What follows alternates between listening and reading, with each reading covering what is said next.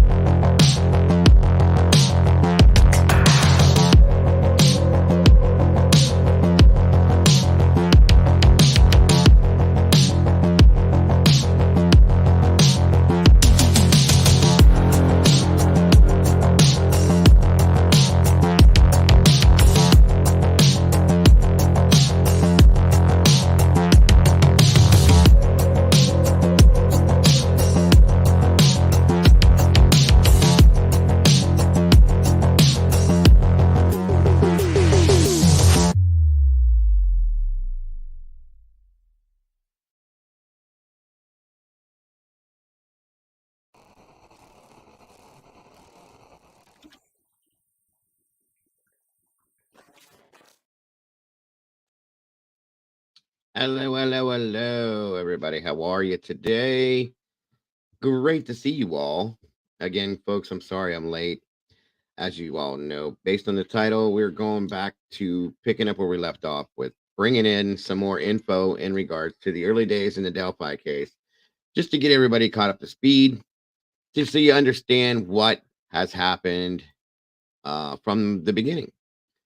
And we'll be talking about towards the end here about a new case that we're going to be jumping into as well. It's not really a new case. It is for me, but it's not a new case. It's actually a cold case that it's kind of interesting, folks. Very interesting. And we're going to have, um, if everything goes right, we're going to have some of the people that are involved in the case to be joining us with this. Thanks to one of our amazing moderators, Doodlebug Bart, um, who, if I can, one second here, hold on a minute. Boom. Who is kind of close to the scenario, and it's something new that we need to look into because, like I said, it's a cold case, unsolved, and quite interesting because somebody spent 20 years in prison over this, and he was not the person that did this. So that's what we're going to be looking at as well. So we'll be covering that too coming down the pike here. So thanks for that opportunity, Doodle. So again, moving forward, let's see. Again, sorry folks, I'm late. I've been dealing with some things a couple days here. So it's my I don't know when to close my mouth when I'm talking, so that's my fault that I'm later today than normal. But thank you for being here anyway. Speaking of, let's see who we do have here today with us. Uh out of all these amazing peeps, Looks like Noni McPoppins, welcome back to you. Good to have you. Groot, good to see you. Miss Rowena Moses, welcome back to you. Jaylet, good to see you in here. Thank you for joining us. Sweet Surrender, welcome back, Katie. Good to have you here. Miss Cass is in the house. Welcome back, Cassie. Good to see you. Carolyn Miller, welcome back to you and happy December. She says, happy December, y'all. It is December 1st already, guys. A whole year gone by. It's crazy. Brandy B, the OG in the house. Good to see you. Any Ruler, welcome back to you. Criminality. Good to see you. Thank you for joining us today. Always a pleasure. Okay, MIA, welcome back to you. Great to see you. Good to have you here, Jaylit. Like I said, good to see you as well. Just Peachy, welcome back. Great to see you. Good Lord Almighty. It looks like Miss Cassie's been a member for 5 months already. Thank you so much for that, Cass. We love you. One of my amazing moderators. Such a great job you guys do. I appreciate you so very much. Looks like Crime Time at Mama Bear's in chat. She will be joining me here shortly. She had a couple things she had to do, but you guys get to see her beautiful face here pretty soon. I know everybody misses her so very much when she's not here, but we will have her here today, guys. I'm excited. You should be too. Let's see. Doodlebug in the house. Always happy to have you here, Doodle. Thank you for everything you do. Curious Cat, a new face. Good to see you, Curious. Thank you for joining us today. Let me see. Salty Sleuth, welcome back. Always happy to have you here, ma'am. Appreciate you so very much. Let me see here. Ba-dum, ba-dum, ba-dum, ba-dum. Sooty Beast Basic, welcome. Good to see you. It's been a while. Great to have you here. Hope you're doing well. Jane Bosch, welcome back to you. Thank you for joining us today.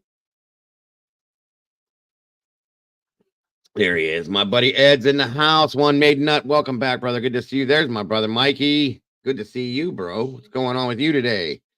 Good to have you here. Good to see you. One of my best friends in the house. You don't pay no attention to me, but it is what it is. Nat Cat, welcome back to you. Good to see you. Good to have you here. Let me see. We got 59 people here so far. War Eagle, good to see you. And again, another member for 4 months. Thank you so much for that, War Eagle. We love you. We appreciate you. We're so happy to have you in this community. Grateful to have you here. All right, all right, all right. Straight from the horse's mouth, Todd is in the house. Good to see you, my friend. Good to have you here. Thank you for joining us today. Space Junkie, welcome back to you. Good to see you, and happy Friday to you as well. Deborah Thompson, welcome back to you. Great to see you. Thank you for joining us today. Peppermint Tea's in the house. How we doing today, Pep? Good to see you. Good to have you here. Why did I abbreviate Pep? That was crazy. Sorry about that. Peppermint Tea. Lisa Vallejo, welcome back to you as well. I think I said it already, but welcome back to you, Carolyn, as well. I thought I said that already. Losing my mind, you guys. Oh, let me see. Fantastic Friday. That's fact. That's fact. That's who is that Mikey fella? Is he a troll? Is he a troll? I think he might be. I don't know. I don't know what's up with that. Anybody that would cut their mustache like that, like this, what do you think about somebody like that? I don't know. Miss Noni McPoppins, member for 6 months. 3 more months and we can have a baby. Hey, hey. There you go. Welcome, Noni. Again, 6 months. That's awesome. Thank you so much for joining us. Being part of this community, we absolutely adore you guys. I appreciate you all so very much for that. Come on in, guys. Grab a seat. We got 63 beautiful peeps in here. 33 likes. Let's make it match, guys. We got to get as much of this stuff out in that algorithm as we can.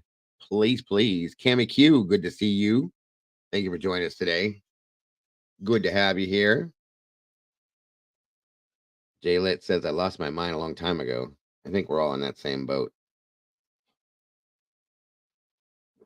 In Stitches, late but made it. No, you're not late at all. We just got kicking. Good to have you here, Stitches. Thank you for joining us. Absolutely, Brandy. You will for sure. Again, Noni, thank you for that. All you guys, members, Meatballs, Bonnie Bailey, good to see you, dear. Charisma, welcome to you. Eve Lucky, welcome back. Good to you as well. Good to see you as well. I'm sorry. Sorry, guys.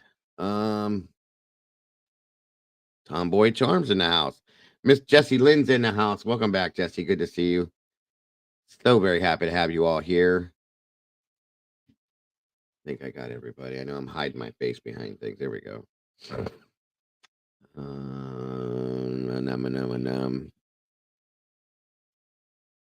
It is cold and crappy up here, Stitches. Cold and crappy. Tired of it already. Winter hasn't even just started. It's the first day of December, and I'm already tired of it.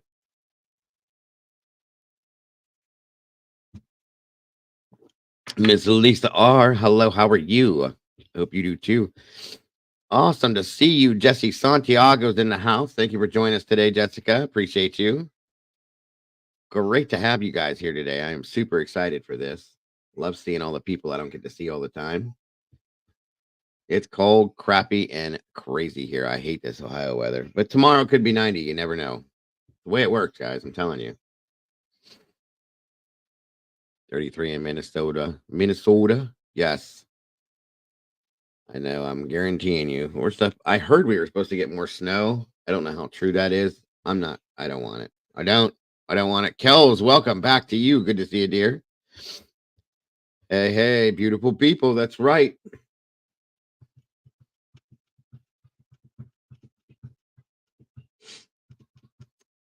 Always awesome to see you guys. Thank you so much for joining me today. Really, really super happy to see you all. Party of Fives in the house, too. Good to see you. I didn't mean to miss you there. I'm trying to catch up on anybody I may have missed. I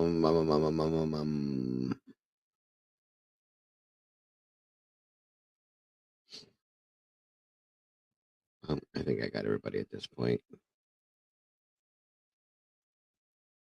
We have rain. Yeah, we kind of do too. I guess rain's better than snow. I guess if you want to look at it that way. There she is, the lovely and awesome Miss Not That Nikki. Good to see you, dear. Happy Friday to you. I hope you're feeling well today. Hope everything's going well for you as well. Thank you for joining us. Appreciate you much. Again, like I said, guys, we're going to be hitting on some more kind of where we left off last time I saw you guys of some of the older stuff that happened in the Delphi case to catch you guys up. And we're going to be giving you a little insight into the new case we're going to be taking on here. It's a cold case, but it needs solved. Somebody already spent 20 years in prison over this case, and it was the wrong person. So we need to find who did this. And that case is gonna be a little more interactive, folks, because we're gonna hopefully be having some people involved in the case here to join us. And again, thank you to Doodle for that option and opportunity. Very much appreciated. 77 and overcast in Madeira Beach, Florida. Well, you're still in Florida, Jane, so you can say with that. You can go with that. Hi, Optum. Good to see you. Thank you for joining us today. Come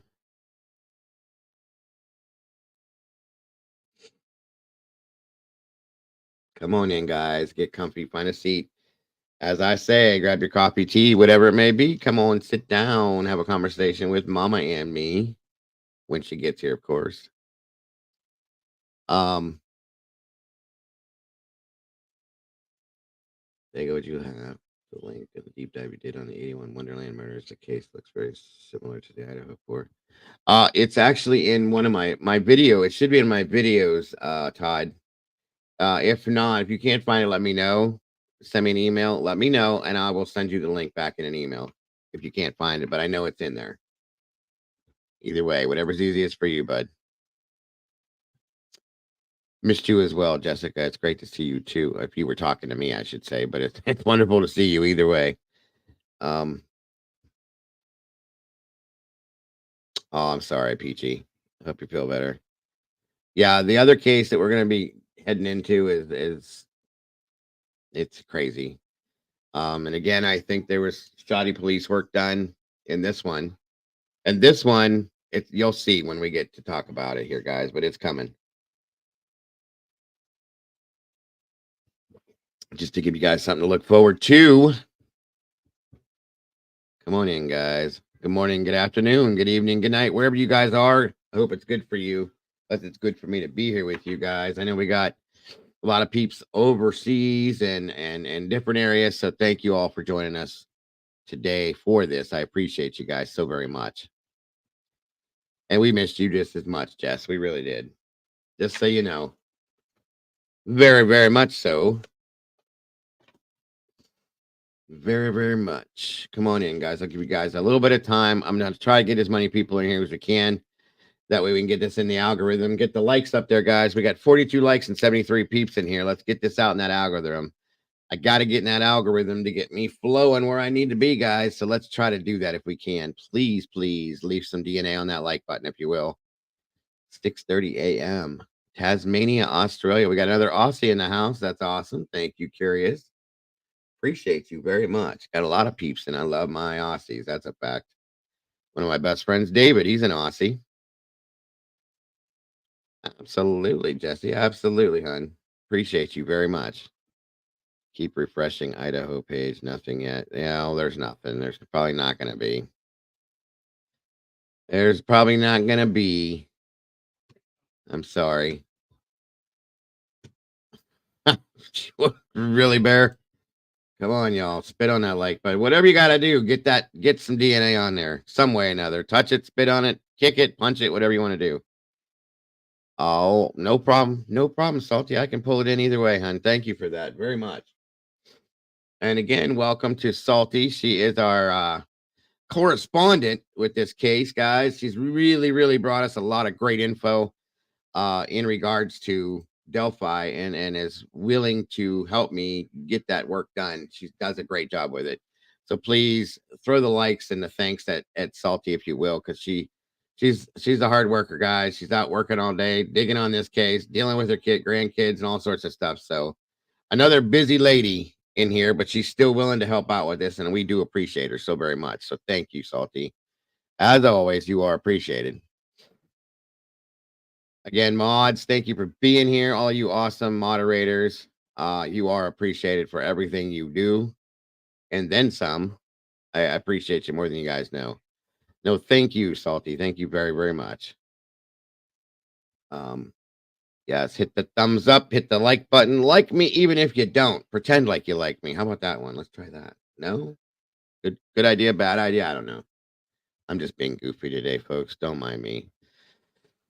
Don't mind me at all. It's the end of the week. Yes. See, there you go. Sherry's got how many? 1, 2, 3, 4, 5, 6 thumbs. Give me 6 thumbs. If you got 6 thumbs, let me see them. If not, I mean, I know you can only hit the like button once. I'm just teasing you guys, but what's not locked? Oh, well, thank you, Lisa. I appreciate that very much. I don't know about perky, but I'm trying to be in a good mood, trying to be as positive as I can, because that's what you guys deserve. You guys don't need to see any negativity. You don't need to see any downtrodden crap. You deserve the very best, and that's what I try and give. And I will continue to do that as long as you come and look at my ugly mug, because that is what it's all about, folks.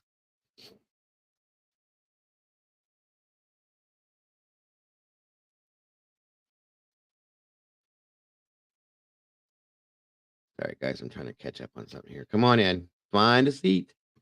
Come on down. You're the next contestant on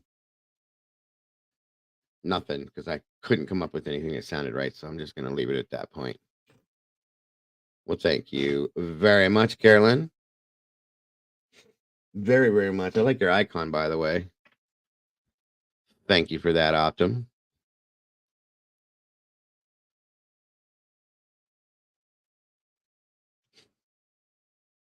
Thank you very much, Miss Sherry. Appreciate that. Just being here, I appreciate you all. That's showing the love. That's fact. Thank you guys for the support you give this channel. You are appreciated just for showing up here and saying, "Hey, hi, Dago. How are you today?" I appreciate that more than you'll ever know. Believe me, I do. I really do. Hey, we'll wait a few more minutes and give some people. There's a couple people I know said we're coming in here, and I don't want to get started and then go back and start again and have anybody miss anything. So just give me a few moments. Emma1 is in the house. Good to see you. Good to have you here. Suzanne Seidel, good to see you as well. Welcome. Great to have you here.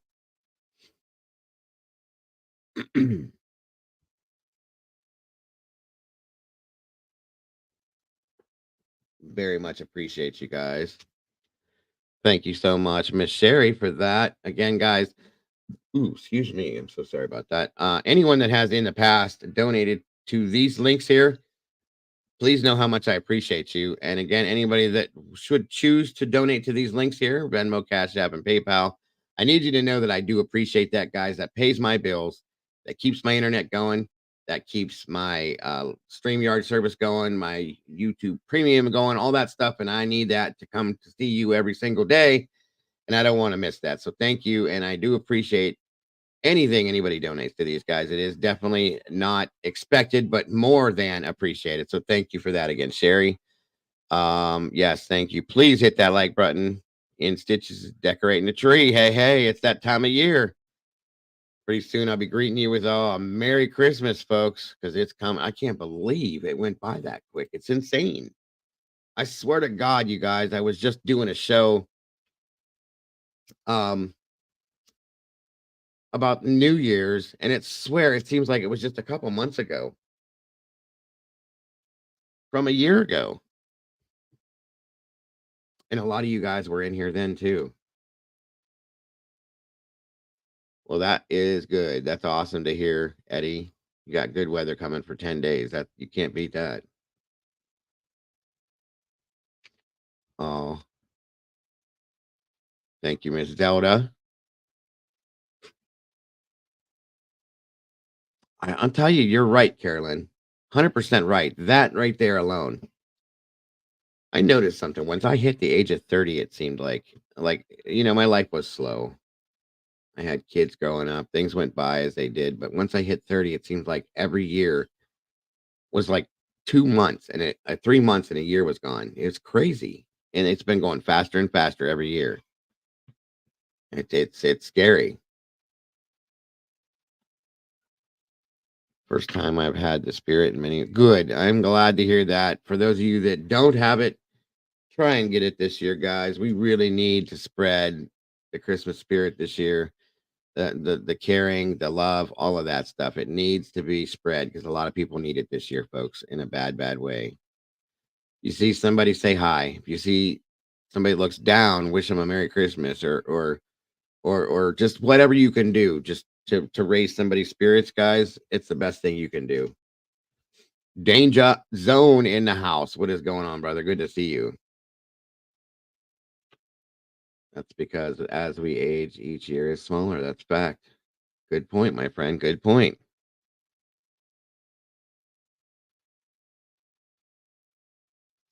Well, thank you, Jane. Thank you so very much for that. Believe me, I really, really, really do appreciate that more than you know. And I also, guys, don't misunderstand me. I appreciate any super stickers and super chats you guys send as well. I really do, and thank you for that. Um, when I get those next month. For those that don't understand that, after YouTube takes their 47% out, so that again is very much appreciated. I don't want anybody to think I don't. Bombshell, thank you for joining us today. It's great to see you, but thank you again, Jane. I appreciate that more than you know. Oh, it's going, Bombshell. How's it going for you? It's a chemical in our brain that depletes as we age, causing it to feel like oh wow, I never knew that. That's crazy. How did I not know that? Thank you for that, Curious. I love getting new info.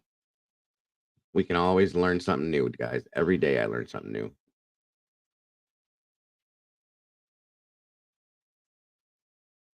Yes, please. I was just telling my oldest daughter this yesterday. Spread kindness and never look down on another unless you're offering and helping. Absolutely. Yes. Absolutely. Thank you for that, Nikki. That's fact, guys. That's what we need. Tomboy Charm. Good to see you. Good to have you here. Uh-oh. What do we got? Before you start, I need some feedback from the Scooby Doo God. What do you got for me, Tomboy? Tell me what you need. What do you need? I think I know about everything. Welcome, Michael Wimmer. Good to see you. Thank you for joining us today. I love Scooby-Doo questions. What can I do for you? Hopefully. Hopefully I have an answer. A picture. Okay. Absolutely, Jane. I really do appreciate that. And look at that there. Miss Angela becoming a meatball. Welcome back. And if you already, I think you already were, but welcome to the sauce, Angela. We appreciate you very much. It's great to have you here. And that goes for all of you meatballs that jump in the sauce with me on a daily basis so we can spill a little bit here and there and talk about these crazy cases we talk about. I do appreciate you all very much for that. Uh, that's a fact. That is exactly what I'm saying. Sherry, thank you for that. Christmas is hard on some people, and kindness does not cost a thing. That's a fact. Spread it if you have it, guys. And if you don't have it, please go find some and share it when you do. We all have a heart, folks, and our hearts are big enough to share with everyone. Please, please. No problem, Danger. Take your time, brother. All right. Tomboy, give me a chance to pull this up real quick. See what we got here.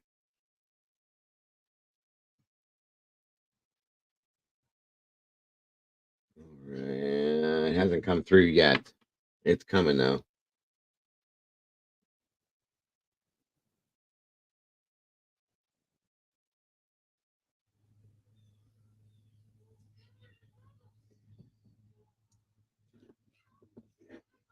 All right. Hold on a minute here. Riddler 3579. Welcome back, my friend. Good to see you. Thank you for joining us. Okay. Why is my email so slow today? Come on. Come on. Come on.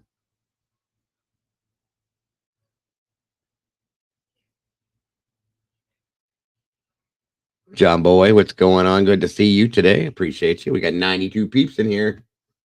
As soon as I close this out, it's going to open back up again. I promise you. We got 92 people and 62 likes, guys. Let's please, let's get this up there. I got to get 100 likes to get out in the algorithm. Just pretend if you have to. Please, if you will. Mystic Virgo in the house. Good to see you. Thank you for joining us today. I appreciate you. Yes, sepsis is painful. It does not. It's not a good thing. I thought you were a member, Angela, but either way, it's great to have you here. Thank you, Salty, so very much for that. Lisa and Cannoli, welcome back to you. Good to see you. Oh, ow. 66 likes. We're getting there. We're getting there. I want this out in the algorithm, folks, because again, this Delphi case is really crazy. It's important that it's seen by as many people as possible. And once I get out in that algorithm, I'll be seen everywhere, and that's very important to me. So let's try to do that for me, guys, if you can. If nothing else, hit the like button. It doesn't cost a cent, folks. I know I'm a cornball, but that's okay. That's okay. Golf inspectors in the house. Happy Friday to you. Good to see you, Golf. Thank you for joining us today, my dear. Oh, damn. I'm so sorry to hear that, Bombshell. That's horrible. Ugh.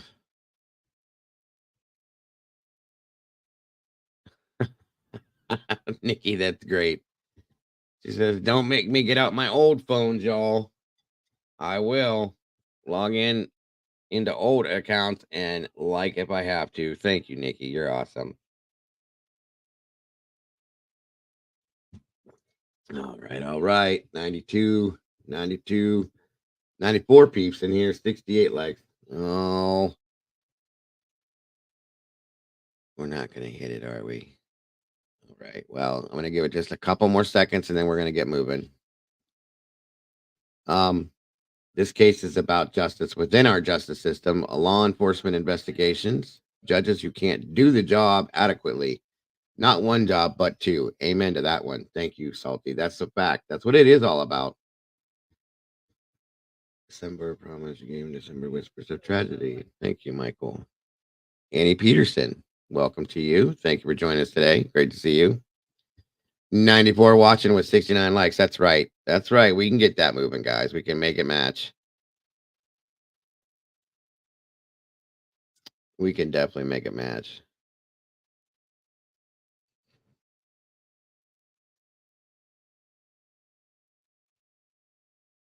Listening at work, Mystic says. Great to have you here today, Mystic. Good to see you. I hope you're all having an awesome Friday. I hope a lot of you guys are. Um, this is your last work day and you got the weekend off. I hope that happens for a lot of you guys, and I hope you all have a wonderful weekend coming up. There she is. What is going on, Miss Fupa? Good to see you. Hi, guys. Today I have a heavy heart. What's going on, Fupa? What's the matter? Zelda's making peanut butter fudge. That's awesome. Good stuff. What's going on, Fupa?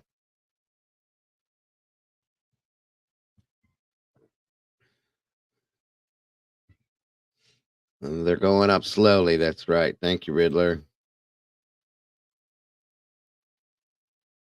Rowena Moses, always good to see you. Thank you for joining us. It does sound good, Zelda. I love peanut butter. Not so much a fan of the fudge, but I love peanut butter. Although I will say I do like that chocolate fudge that has the I think it's walnuts in it. I do like that. But I can't eat it, so Noni McPoppins.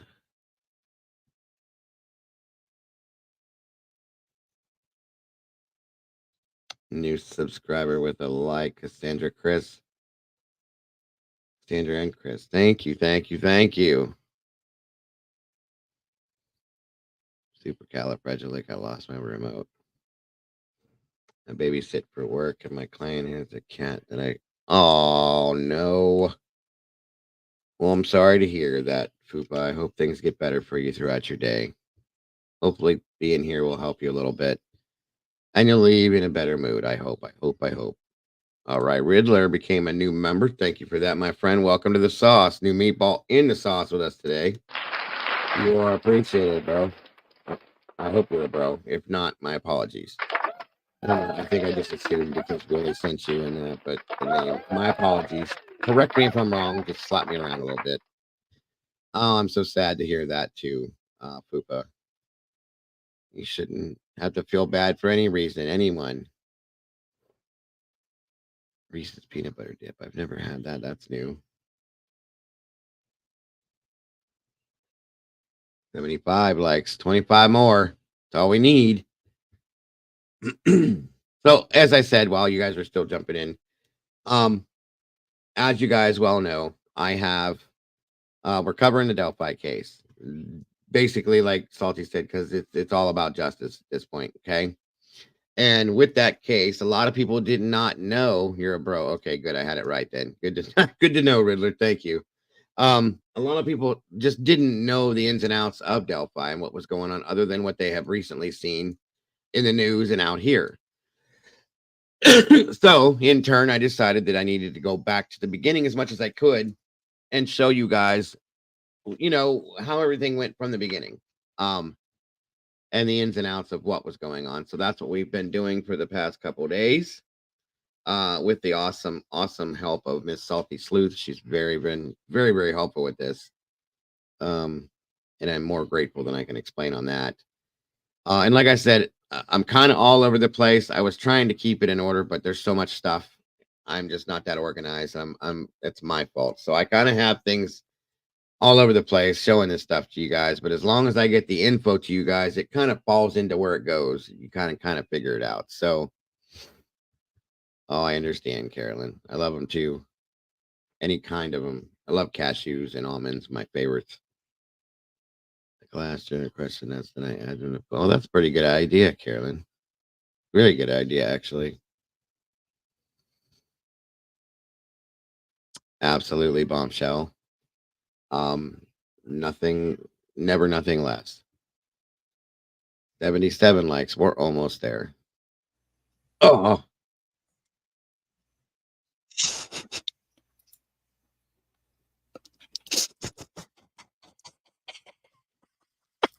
I don't even know what kind of a reaction that was, by the way.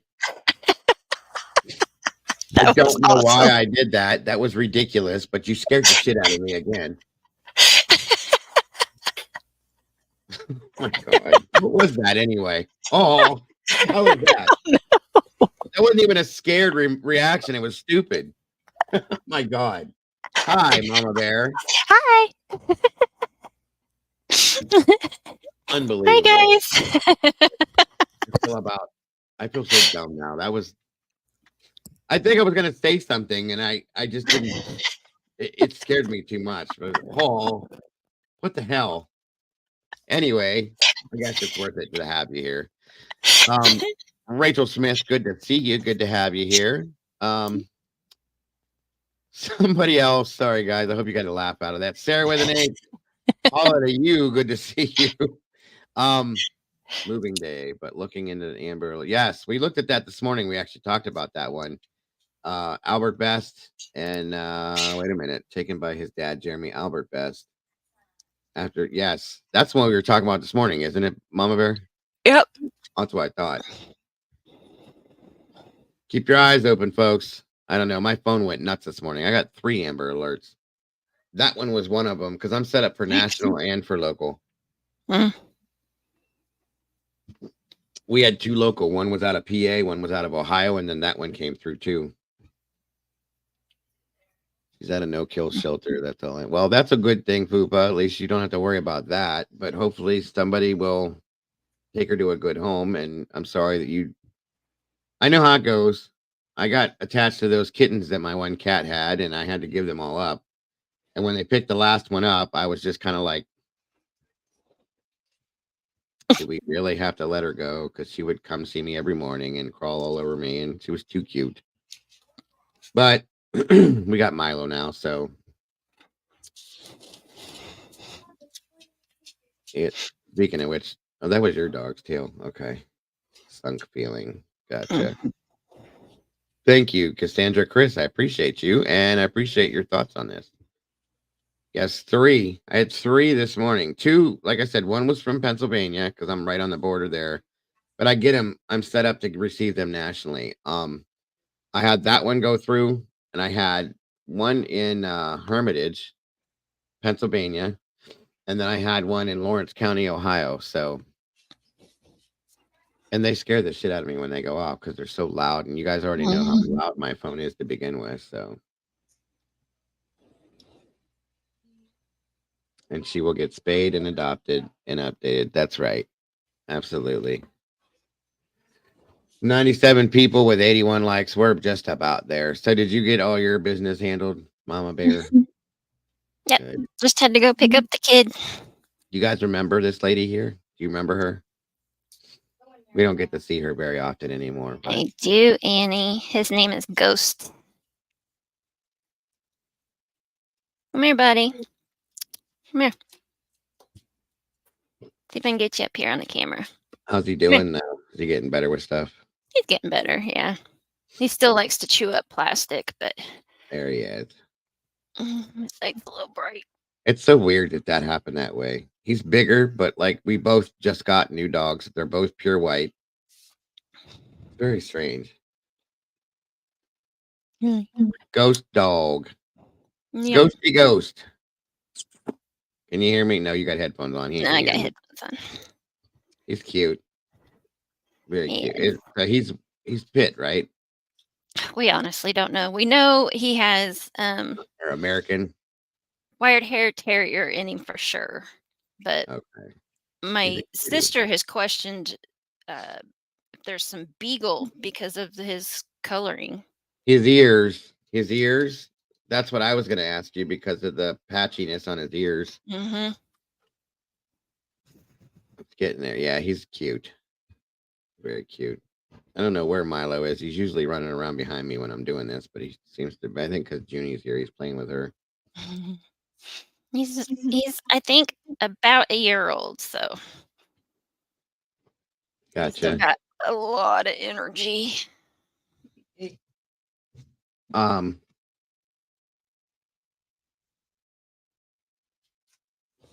Yeah, leave the kitty alone.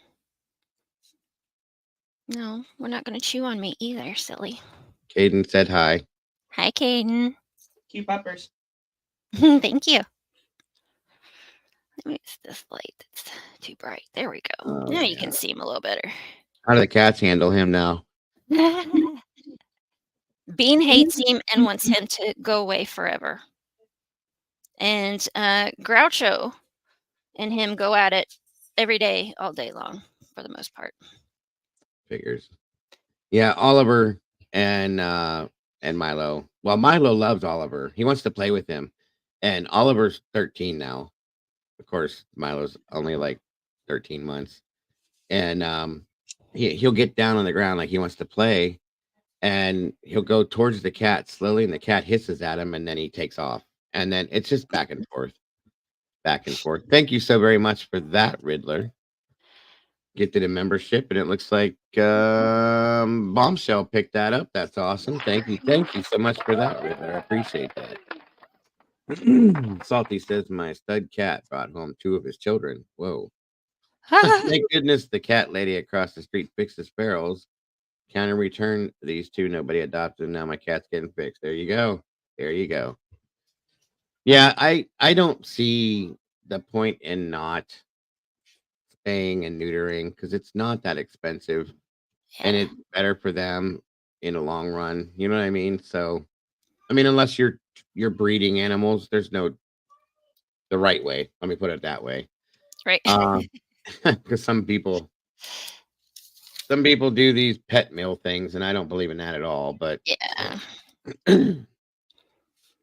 Curious says I just got a rescue puppy from Car Park, 7 months old. Awesome little beagle. That's cute. Magic number was 85 for a free membership. Uh oh. We got 88. 88 likes with 96 people. We are almost there. Annie's alter ego says hello. Gave you number 100. In my opinion, thank you for joining us. It's good to see you. Alter ego. I love it. Wildfires in the house. Welcome. See, it's a good thing I waited because there's a bunch of people jumping in. And I got to hold off for you too. That's good. Very good. Thank you. See what you think. There's no chocolate in it. No, there's the peanut butter kind. She wants Oh, peanut butter and then the chocolate kind. that's good. Thank you. See, this is the problem here. Hold on. Mm-mm-mm-mm. I told you guys that my wife has been baking. My mother-in-law's in there doing it too now, and she just brought me a no-bake cookie, which I love. That's dangerous. Virginia Wolf in the house. Good to see you. Wonderful to have you here. Sorry. Leslie Densley Watkins, welcome to you too. I'm glad I waited. All these people are jumping in now. Yes. Where'd it go? Stovetop cookies. Oh my god. Um, I always have to be the taste tester, Tomboy. Always. Which I'm really not complaining, but you know, sometimes when they get going, I feel like the Grinch on the movie where he has to eat all the pudding and shit and they're shoving stuff in his mouth. Yeah. So all right, guys. We got 86 people in here. I guess that's about where we're gonna be. Maybe we'll see some other people jump in. Who knows? Either way, we're at 91 likes. If we get more people, we'll get more likes. Hopefully, that's the way I go. Oh yeah, definitely blessed with two bakers. But see, it doesn't help when you're, especially around the holidays, when you're diabetic and you want to taste all these things and you can't because you know what it's going to do. Miss Nellie B, member for 6 months. That is awesome, Nellie. Thank you. We love you here. Appreciate you so very much. And it's great to see you today. And she's been a member for 6 months, guys. I love that. Thank you all so much. That our members, that are meatballs, you are appreciated. Oh, bombshell. I'm sorry to hear that. Just sitting here eating my cheese, pretending it's a cookie. I'm sorry, Doodle. Pretend. Use your imagination. Again, thank you for joining us today, Nellie. I appreciate you. All right. Let me get down to some stuff here. It very much does, Wildfire, especially when the holidays hit and you have a baker that you're married to, and they're in the family and they make all these awesome things. It kills me sometimes, especially certain things that I absolutely love.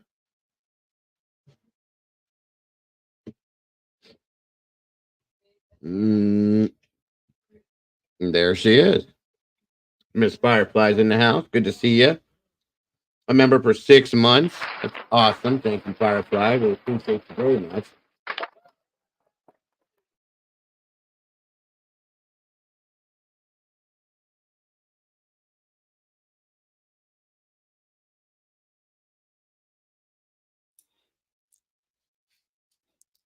Hi, Firefly, sweetie.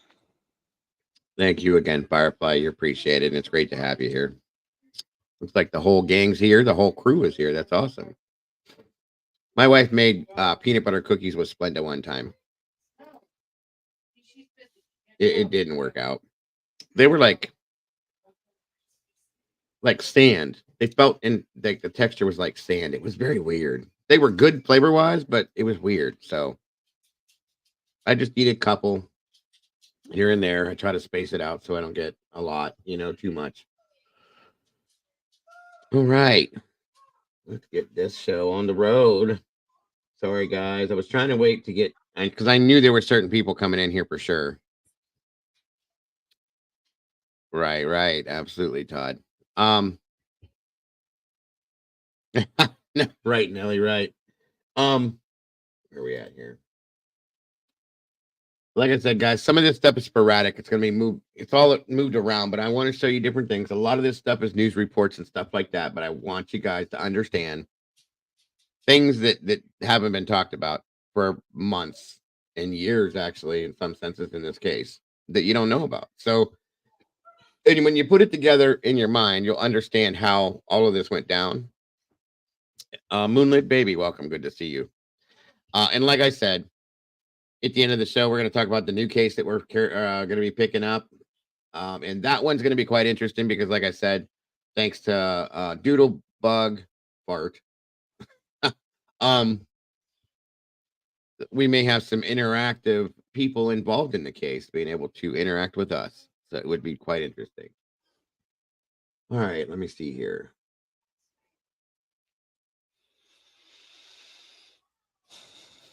I touched on this the other day.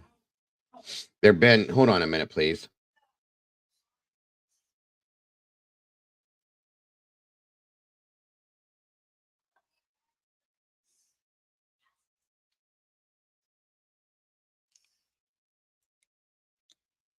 Well, hello, hello, my beautiful mother. Good to see you. Thank you for joining us today. Always happy to see you Hello, in here. Mrs. God Snow. How are you? You said it right. Don't worry. I was like, um. Okay, Noni, thank you. I've heard about that actually. That I actually was looking. We have a health store down here that sells all of this stuff, and I've heard that they have cinnamon capsules. There you go, Mom. I told you. See, I remember I had told you she was asking if you were still around, Bear. oh, yeah. Yep. I'm still around. I'm not going anywhere. She said, "Super here," and you, Mama. There you go. Thank you for joining us today, Mother. I hope you're doing good. Make sure you stay inside because it's crappy out there. Be careful. Berberine? Berberine. I don't know nothing about that. I'll have to talk to my mother about that one. Josie West, good to see you. Equal amounts of Karo syrup, dry milk, and peanut butter mixed together, roll into sticks, refrigerate. I've heard of that before, Tomboy. Salty says hi, Mom. All right. All right, all right, all right. We got 98 people in here. We need 2 more people to hit 100. Come on, guys. And then 91 likes. We'll get there. We'll get there. No worries. All right. So like I said, this is kind of all over the place, but you guys are getting the info. Um, oh, you were out already, and people are crazy out there, huh? Gotcha. Oh, all right, no problem, Bear. No problem.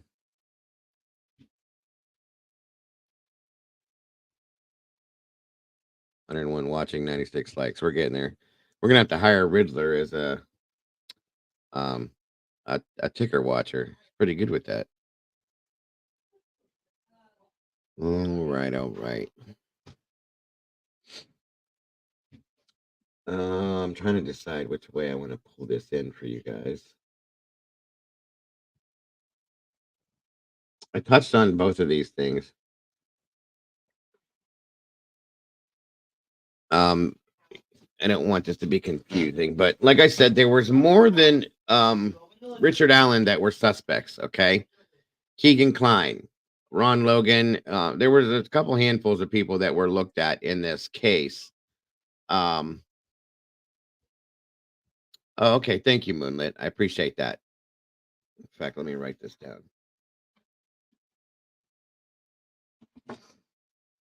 Cool. Thank you very much. Welcome, Jeanette Swainpole. Thank you. I always say that wrong. There you go, Wildfire. Can't hurt. It can't hurt.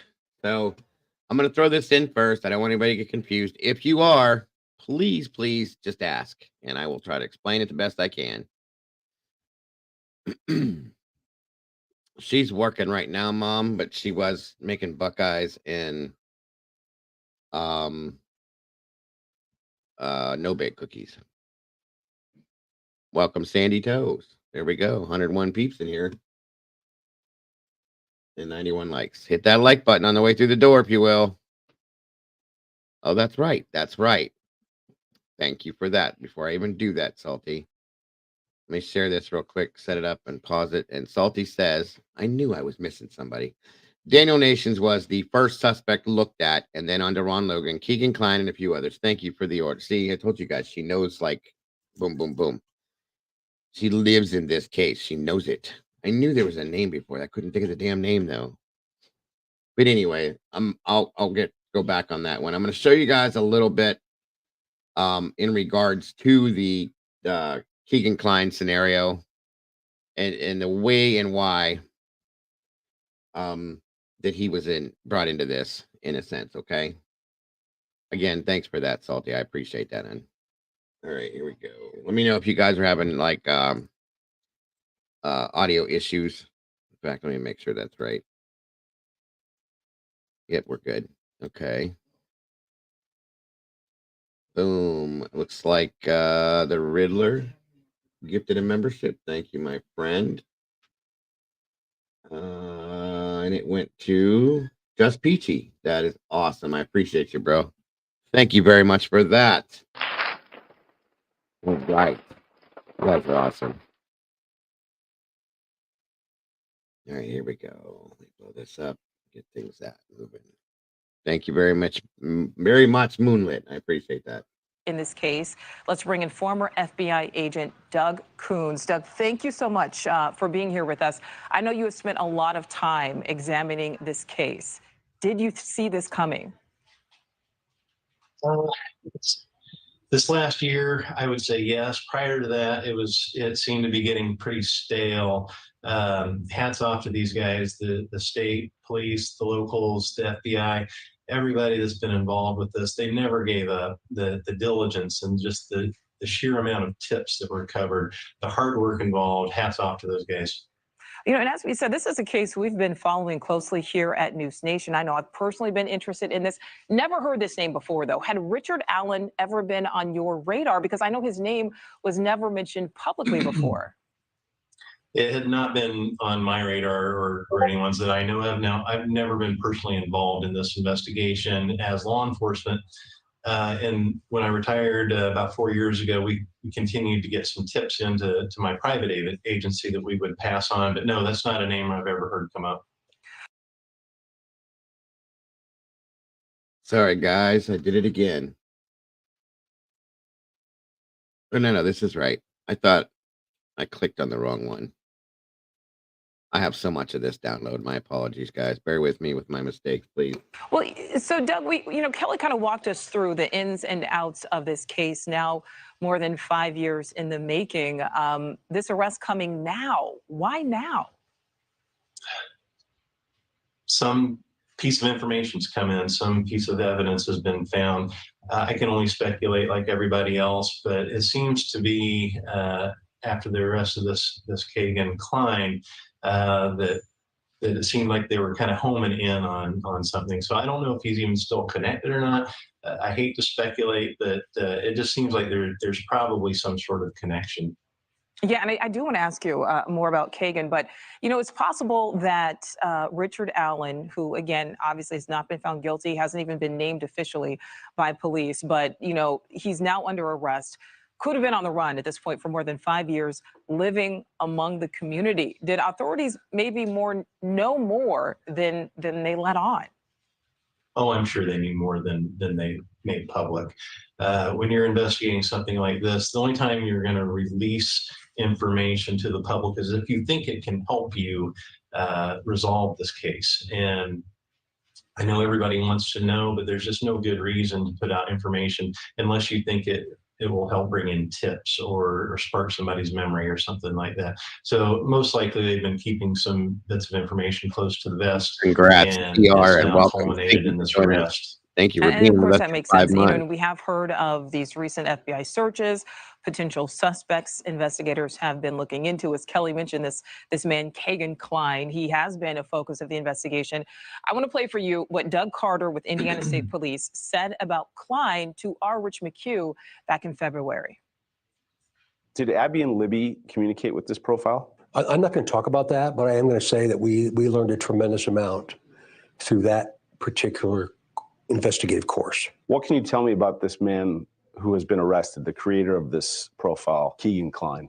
All I can say about Keegan is that entire issue and the entire release has allowed us to glean significant investigative leads.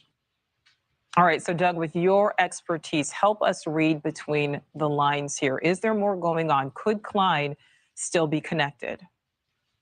It's possible. Just speculating, of course, here, but it seems likely to me based on my professional experience. He's got his own issues with the charges that he's facing, and perhaps he provided the information that led to this arrest and could be given some credit. It's hard to say, but I would think it's very likely. Yeah, so many people interested in this case, and it looks like now finally moving forward. Former FBI agent Doug Coons, we thank you, sir, so much for your time. Thank you. Thank you for watching.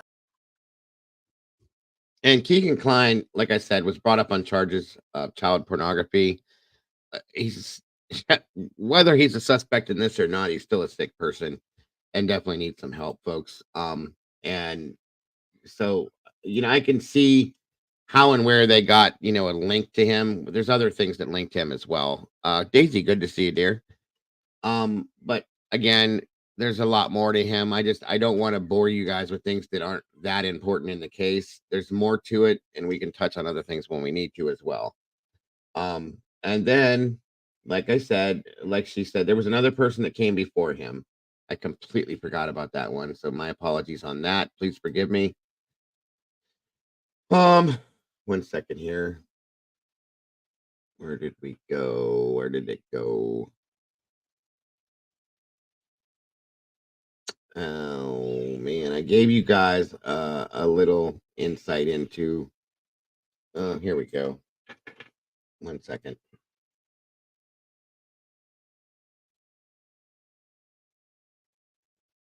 I'm gonna have to show this clip here a little bit.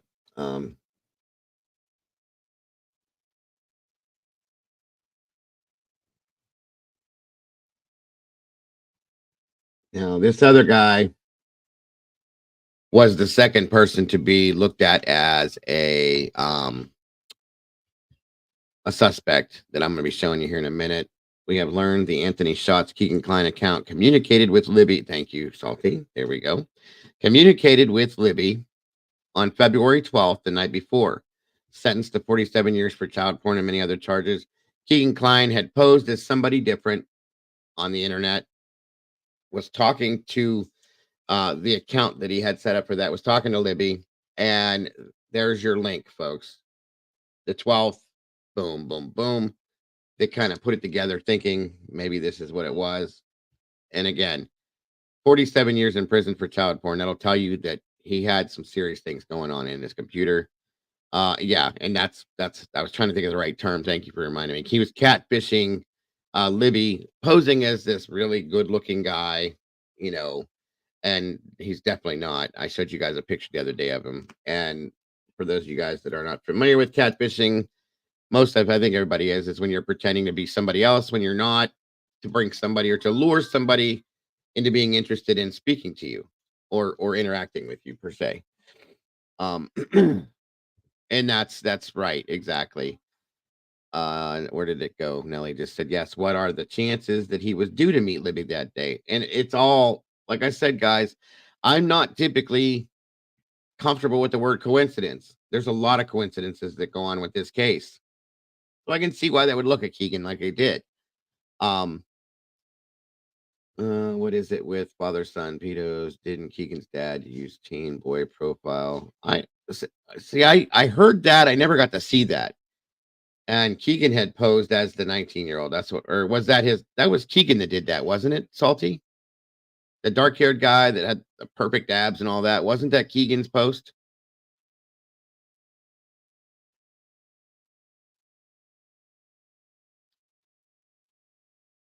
I think, because I didn't follow up with Keegan that much. And I'll be honest, I'm not gonna lie to you guys and tell you I know something I don't know. I know that he weirded me out when I did watch the news reports on him. Like in my opinion, pretending to be Annie. Yes, sure. There you go. There you go. All right, I'm gonna give this little bit of take your time, Sherry. This is an inside edition clip. I'm gonna show you guys a little bit, and we're gonna talk in regards to this when it came down to Ron Logan. Okay, that way you guys can get an idea about certain things that went on when it came to that. And if anybody wants to know more or is more interested in Keegan Kline, let me know. I will bring anything up for him that I can find for you guys. Just let me know. I don't touch on him that much because, in my opinion, there was nothing really related to Delphi that was that important. He had his own set of things that needed to put him away for a long time, and that's what they did. So, let me see. Eddie asked, do you think that she was lured to the bridge? It's a great question, Eddie. And a very even bigger possibility. Older Korean, younger, which one talked to catfish? Okay, gotcha. All right, hold on one second, guys. Let me get this up.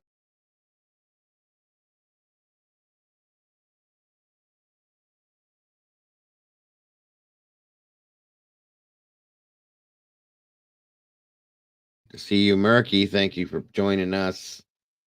Here we go.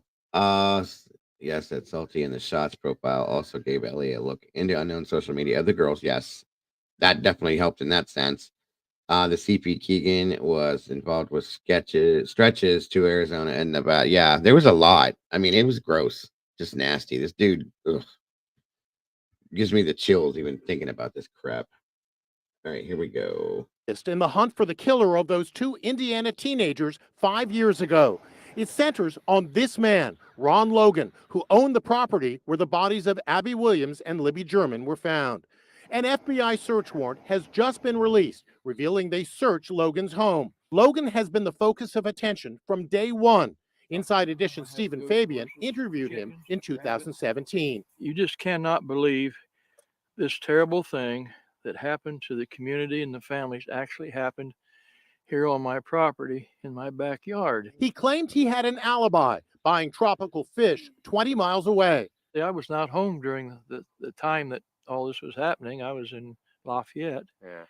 And I didn't get home till approximately 6:30 in the evening. And then the neighbor stopped to ask for permission to look back here for the girls. Liberty German shot this chilling image of the killer approaching the girls on a hiking trail and she recorded the killer's voice. What do you hear on there? Nothing that I recognize at all. No one. I don't recognize the voice at all. Stephen asked Ron Logan to repeat those same chilling words. Listen. Down the hill. The newly revealed search warrant says Ron Logan's voice was not inconsistent with that of the person in the video. And that image of the suspect, the warrant declares Logan's physical build is consistent with the suspect. Logan had his own take. The picture is of such poor quality, it doesn't look like anyone I've ever seen. We spoke to Anya Kane and Kevin Greenlee of the true crime podcast Murder Sheet. They obtained the warrant. I'm not necessarily convinced that Ron Logan was involved in this. Some of the circumstantial evidence against him is intriguing and should absolutely be looked at. Logan is now dead, reportedly of COVID. He was never charged in the case, and it is unclear whether he was ever considered an official suspect.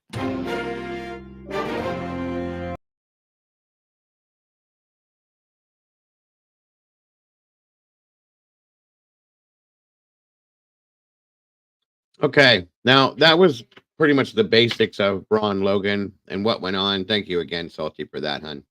And that's back, guys. The wooded area where this all, in that area that we talked about, is very close to where the home site was. So yeah, this is something else in regards to Ron Logan, and the transfer station footage is what this is called. And it's kind of interesting, and it goes along with why one of the reasons why they were looking at him. But again, like I said, and they just explained, he's deceased now, so we don't know. I mean, I'm just trying to give you guys as much of the earlier stuff as I can so you can see what has been gone through during this case. And I leave it to you guys to make your own kind of decisions based on what you see. Yeah, Keegan lived he lived with his father in the town where Flora happened, which was what brought my attention, because you guys know I covered Flora, okay? And when they started talking about the Odinistic stuff and this and that and everything else, it kind of like perked my ears up again about Flora, because I'm just very weird about that case too. And I'm not going to go into that right now, but it was something that drew my attention to that direction as well. So just so you guys know. 1 second, because literally Flora and Delphi, as I explained to you guys when I covered Flora, when the Flora case happened, Delphi Fire Department responded to that fire before Flora did. That's how close they are. That'll tell you, okay? So I was a little bit kind of like, what's going on with that scenario? And I'm still not completely, what's up, blah?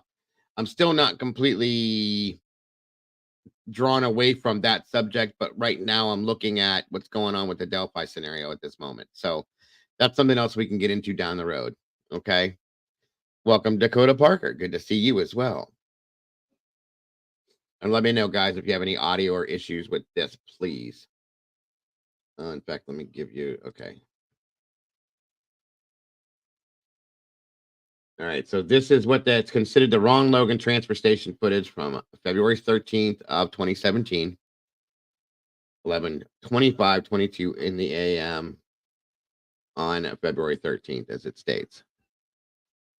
This is all just a bunch of stuff I had in my docs saved on stuff that I had downloaded and stuff like that to show you guys. So breaking news and Amber Alert. That was, yes. Yeah, we talked about that for a couple of seconds here this morning, Dakota. It's scary and sad. And we can probably talk about that a little bit more towards the end if you guys really want to. That's really obvious. Right, Carolyn, I see what you're saying. That walk, that voice matches the, well, I mean, I think if you look at the character for Bridge Guy and then you look at Ron Logan, I think Ron Logan visually, in my opinion, looks older than Bridge Guy from what you can see. That's just my opinion. I'm not saying I'm right. I'm not saying anybody's wrong if they think that. That's all. Told you guys, there's a lot to this, folks. A whole lot. Was there another one, Murky? Oh, no, that's the same one. Here we go. Yeah. Thank you, Murky. Gotcha. SRB, good to see you. All right, here we go.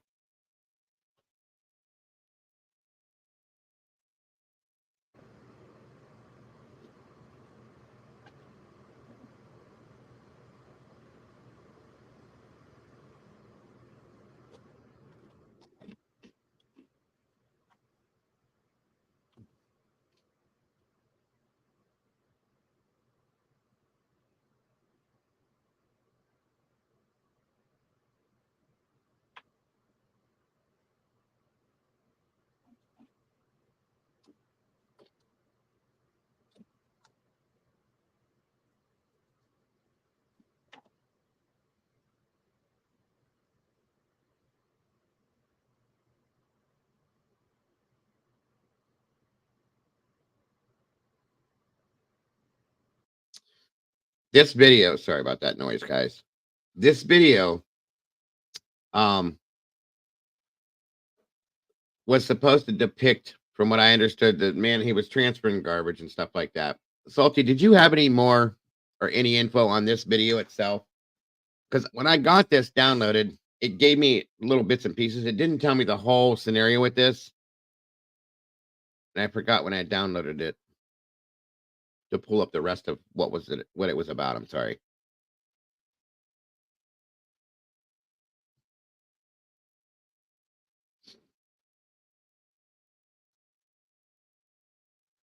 And like I said, as we're watching all this different stuff on this stuff, guys, remember common sense, logic, things like that. That's all. And I agree with you on that, Nelly. I'm not 100% convinced that Bridge Guy had any that was the perpetrator as well. I'm sorry. Okay, Annie, have a good time.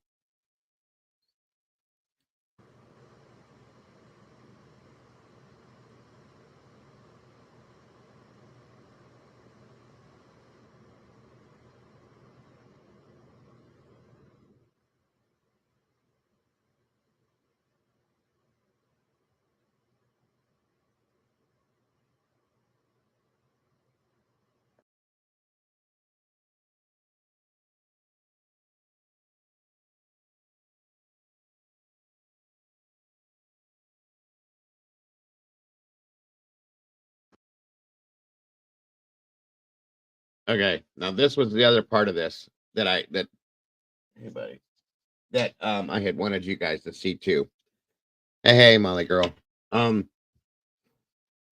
Logan, Bridge Guy, of course Richard Allen, and it's saying not a match to this, okay? Different hair color, different jacket, different pants, different boots, different hair length or leg length, I'm sorry. That was my thought. I have not ever thought that Ron Logan was responsible for this, in my opinion. But the end of this is more along the lines of what I wanted to show you. The garbage thing, I wasn't quite sure of that part of that. I don't know if they thought that had something to do with the scenario, that he was involved in that kind of thing. I don't know. Okay, and I'm guilty of not knowing that by fact. So I'm not going to try to tell you. Thank you, Molly. I will pull that up here in a moment. I think it based on his eyebrows is the way I think they based it off of, and his mustache. And Ron Logan had all like white hair. I think that's why. I think that's my guess on that one, Nelly.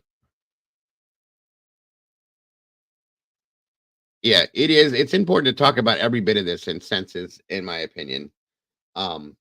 Salty, I agree. That's why I'm bringing you guys, even if it's a small piece of something that happened during this in the beginning. It absolutely is. Thank you for that, Salty and Molly both.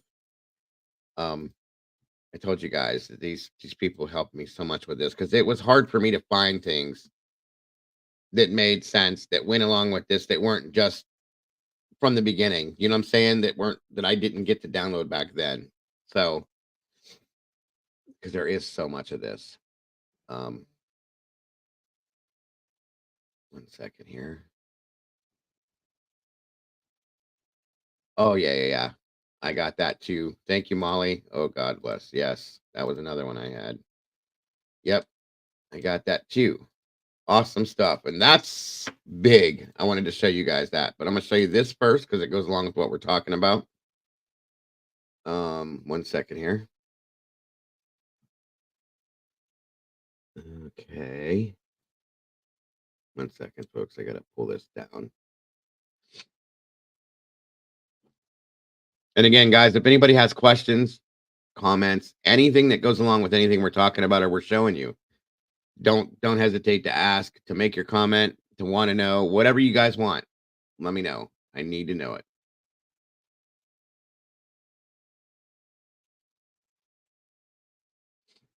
And I want to know what you guys think on these things. Oh, where'd it go? Good Lord, hold on. There's one of them. That's perfect. Okay, blow that up. Logan did have an alibi. He did act suspicious a few times, and he was convicted of DUI and was serving probation, but no other criminal history. Right. Okay, so here we go. Share that.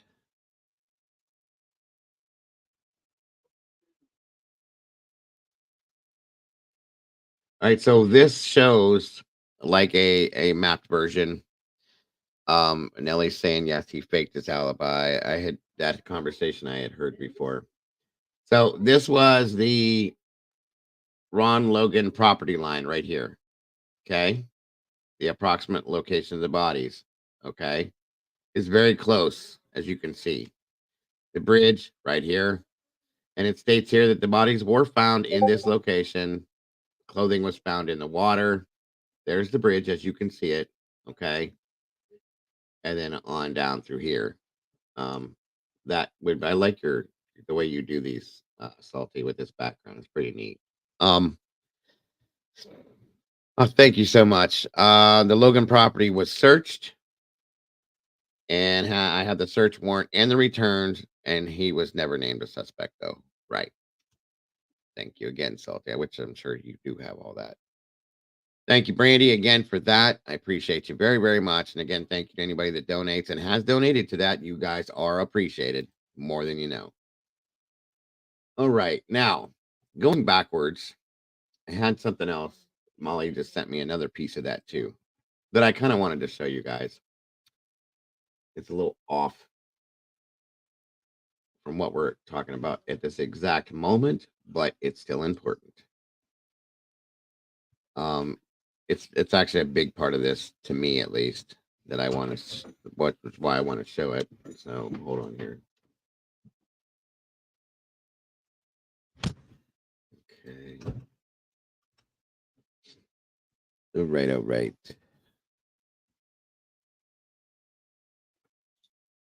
Thank you for that, Nelly. I appreciate you very much. Gifting that membership. That's awesome.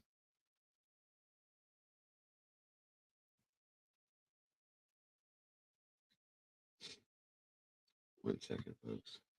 Sorry, I'm kind of delayed on certain things over here. I don't mean to be.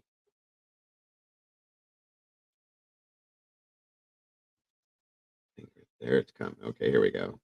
It's running a little slow for me. It's weird. Yeah, looks like Lisa R was gifted that membership. That's awesome. Thank you again, Nelly. I appreciate you very much. What was I doing? Hold on. Oh, burp. That's right. Hold on a second, guys.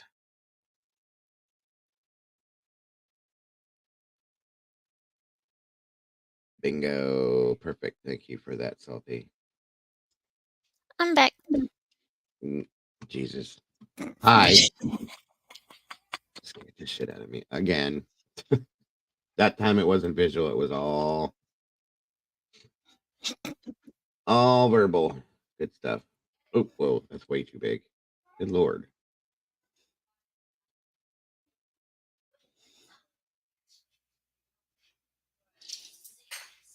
Hold on. There we go.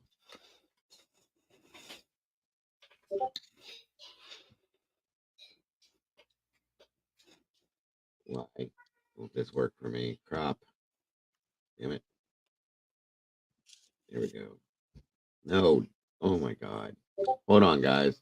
Technical issue. Okay, that'll work for me. And again, thank you for that, Miss Nelly. Okay. Now, you guys have known. I have a lot of thoughts on that. Todd, a whole lot of thoughts on that. Disclaimer: I'm not here to defend Alan. I'm here for the victims and justice with absolute transparency. And that goes for me as well. I'm about to put that on a ticker. Thank you very much for putting that in there. So that's most of us here, guys. At least people that are on the team here is we're not trying to defend Richard Allen. Understand that.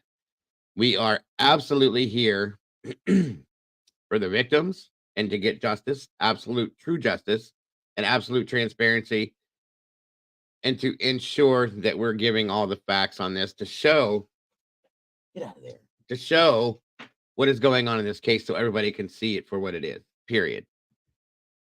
Welcome, Kim. Good to see you, dear. Thank you for joining us.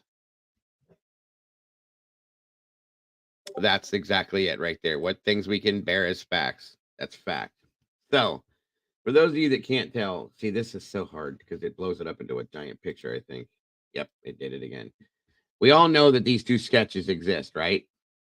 Okay. This here is who they're claiming to be Richard Allen. If you guys can see it. I don't know why I can't blow it up in between there. It won't let me.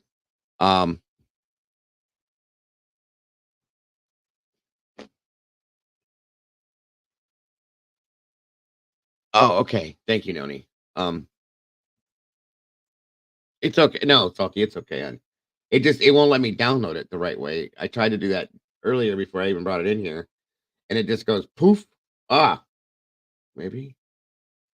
Okay, let's just go with this. Let me move this over this way. Or not.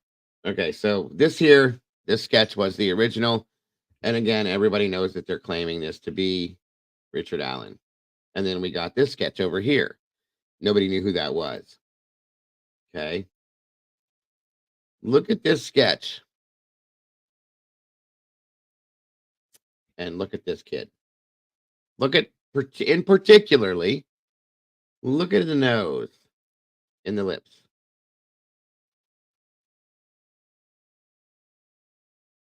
Okay.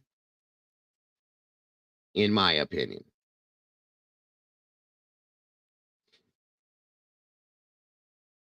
Now, who is that? It's a good question, Nellie.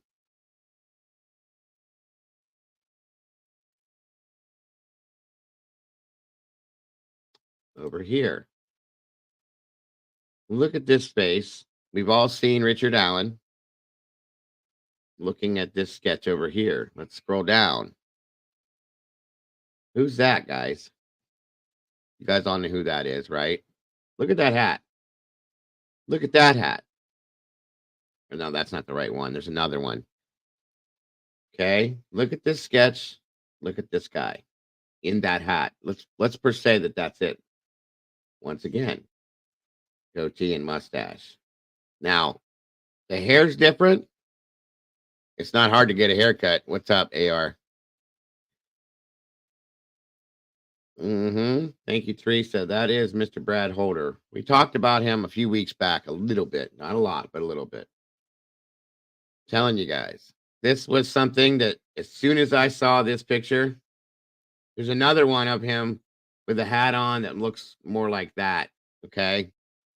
And I was just like, whoa, that is crazy to me. Look at the eyes.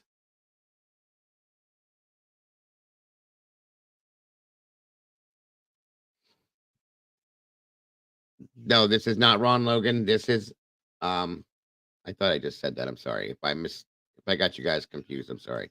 This is Brad Holder. And the sketch of the younger one is his son. Who just so you guys know, thank you for clarifying that, Salty. Brad Holder's son was said to have been dating one of the victims. Okay.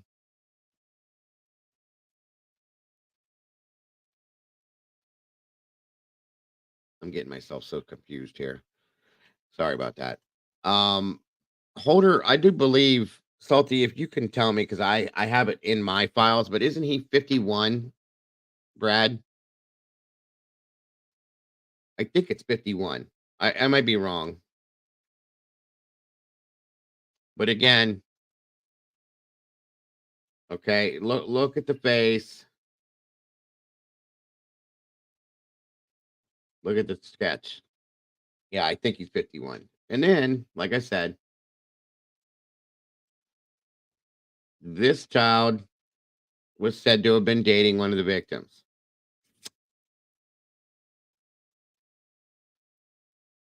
Yes. And to me, there's that word again, coincidence. Let's talk about that again, but not. You know what I mean?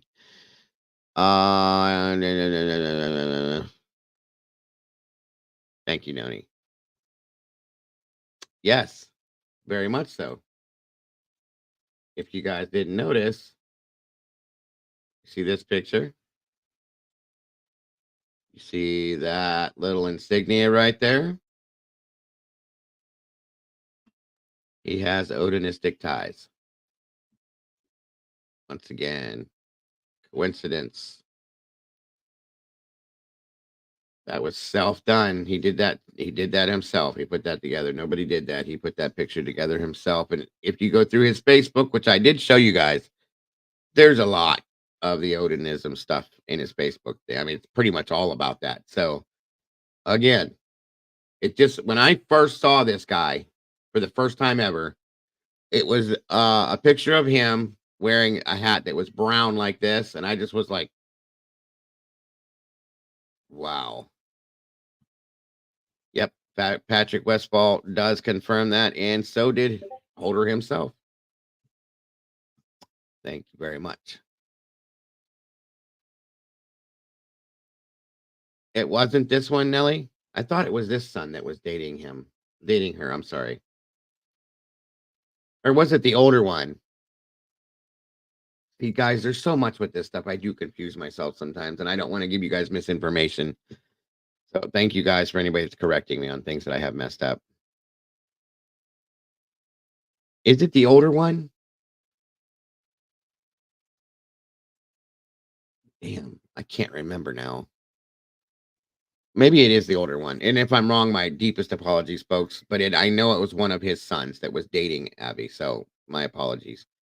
But again, these kids look like their father, in my opinion. If you look at the eyes are just like the father's too. Just saying. I swear to God, it was. I do think I'm right. I might be wrong with this. So that's my apologies if it is the older one. I thought it was this one though. It's that one, the older one where yeah, it is this one. That's right. I knew I was right on that. I'm okay. Thank you. I had to think. I told you guys there's a lot with this. But anyway, moving on. So that is when my interest changed in that direction was when I met this gentleman for the first time, seeing his pictures and then looking at this over here, you know, I was just kind of like, wow. And this sketch was never brought into the picture for a while. Okay. Why? In my opinion. Why did they not do that? You know? So a lot of people have said that too, Danger. A lot of people.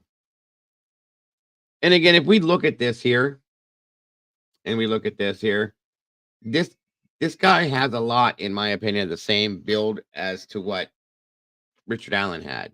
Okay, so I can see how, and definitely doesn't have now, but had before, how that could be a comparison, if you know what I'm saying. So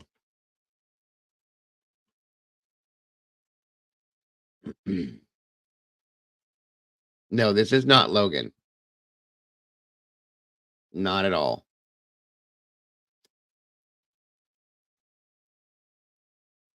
This is Brad Holder and then his son.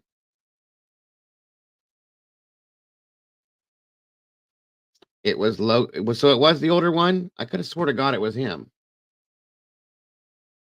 See, I'm sorry, guys. I need to go back through and then I'm going to leave this one alone for a minute. I swore to God it was the younger son. because of the age difference. So it was the thinner one that was dating. Okay, Lynn, thank you then.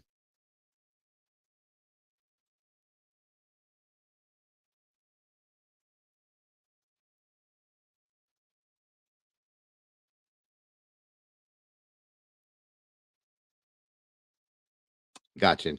Thank you guys very much for that. My mistake, my apology. Okay, now back to the one thing here, guys. Hold on a minute. Again, I'm not perfect. I will make mistakes because, like I said, there's a lot to this, guys. A whole lot. So my apologies. I will make mistakes here and there, but if I will try to set it straight when I can. That's a fact. Thank you, Lisa R, for gifting that membership. AR Hayes was gifted. That is appreciated. All right, where was that? Somebody told me to check something here. 1 second. Oh shoot. Hold on 1 second, folks. Damn it. One moment. I'm here. You need something? Yeah, I gotta run to the bathroom real quick. Okay.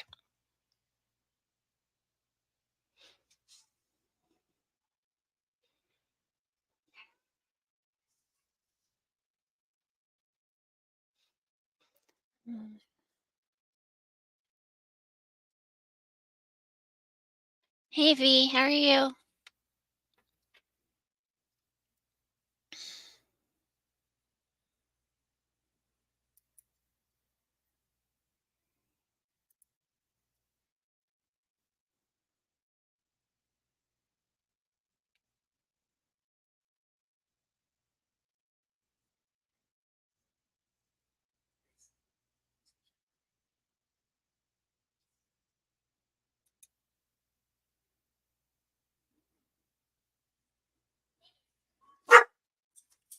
Jeez. Let me see if I by chance have any. I'm good, hun. Of those pictures in our Google Drive, because I may have them. Let me look real quick.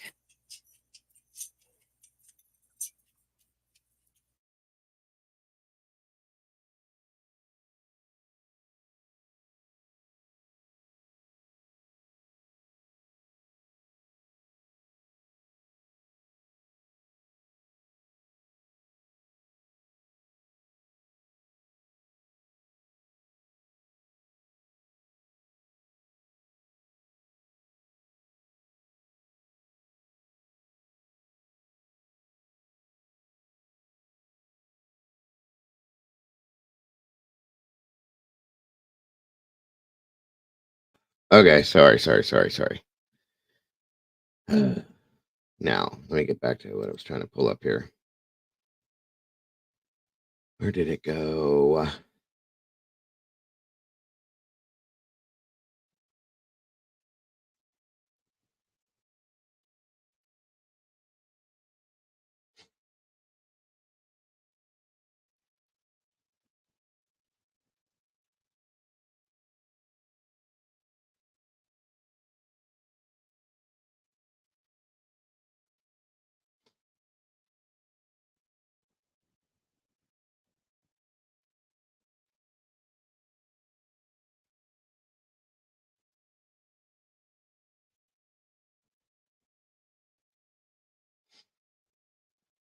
Oh, wow. Okay.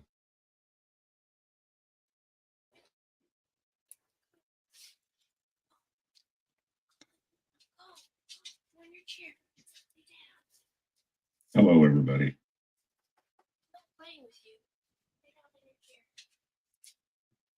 Okay, that's one of the ones that I wanted to work with there.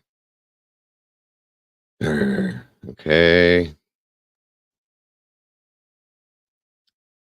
So let me get this clear because like I said, I'm not perfect and I got myself confused on that. So the child that I just showed is not the one that dated Abby. It was the older brother, Logan, right? Is that what we were saying here? Because I don't want to give any misinformation. And I swear that it was that one I always understood. So I do get things crossed though, and I don't want you guys to have the wrong information.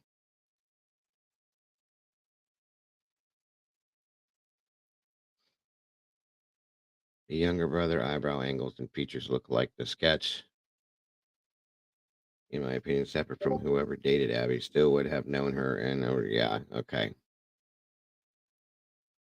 Logan now has girlfriend and baby, right? That I did hear recently, actually.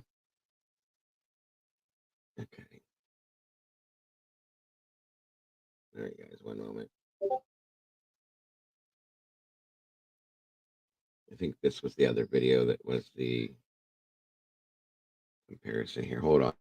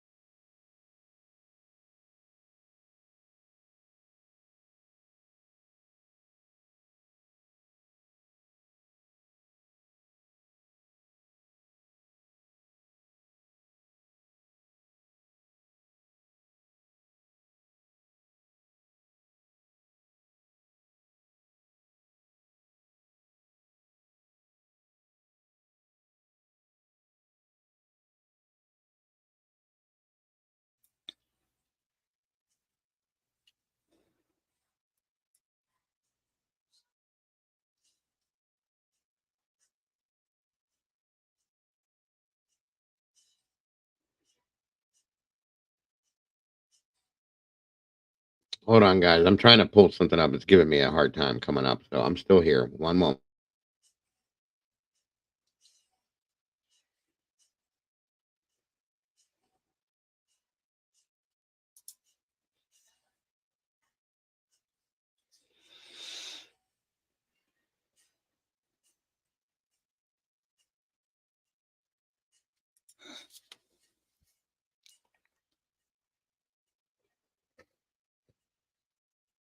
Hey, Danger, how are you, hon?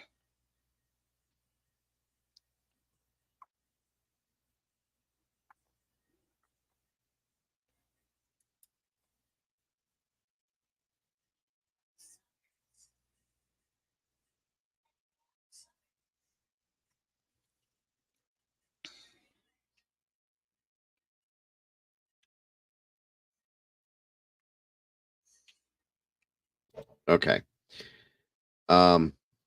Now this was something else. It was another news report that I had from before. I'm trying, like I said, I'm pulling things up all over the place, you guys. I'm So, doing good, hon. what's that? Oh, I said hi to Danger and asked how he was doing, and Okay. he asked Little back. by little, guys. Like I said, bear with me. And if there's any questions, you're confused about anything, again, my apologies if I had made that mistake from before. I really didn't mean to. I just, like I said, I cross my names and people sometimes and make mistakes at a time. At times, sorry, because there's so much with this. But anyway, um,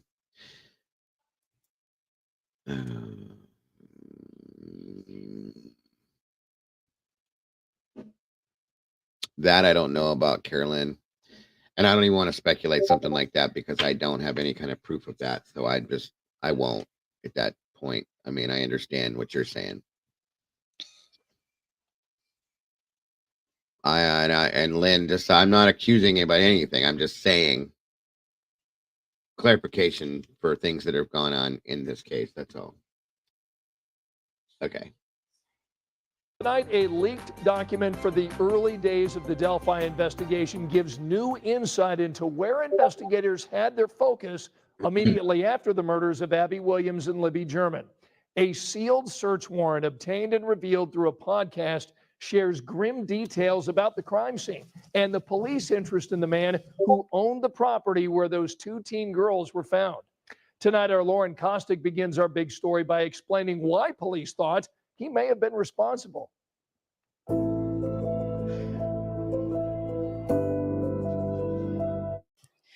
Well, this is the home and property that is mentioned in this latest leaked document. It was home to Ronald Logan before he passed away in 2020. And it's also where police found the bodies of Abby and Libby more than 5 years ago. And even though this document is from 2017, it's giving new details that were never released before.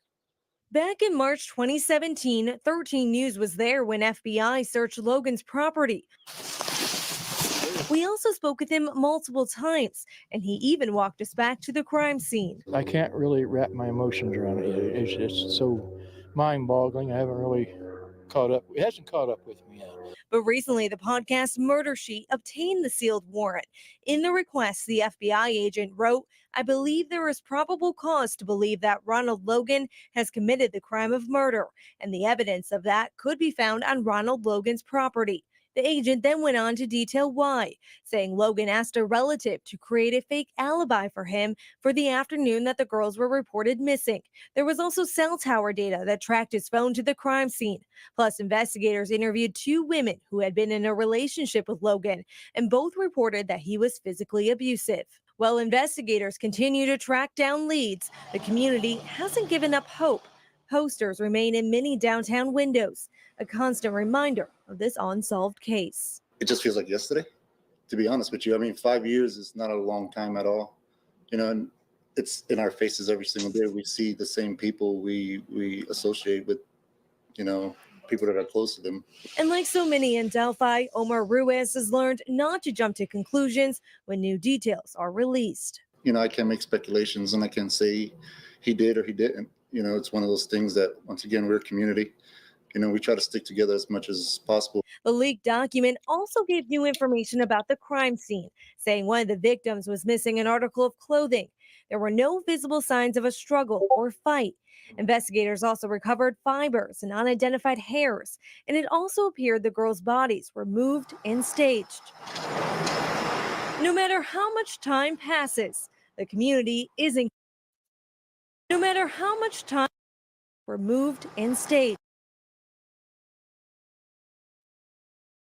That part right there, the fact that stated that it appeared the girls' bodies were moved and staged is a big deal to me. Just remember that for your notes, should you choose to. No matter how much time passes, the community isn't giving up, knowing someone knows something. It's going to be solved. You know what I mean? It's going to be solved. And to be clear, police have not charged Logan with this crime or named him as a suspect in this case. Now let's put this leaked search warrant in context of the entire investigation.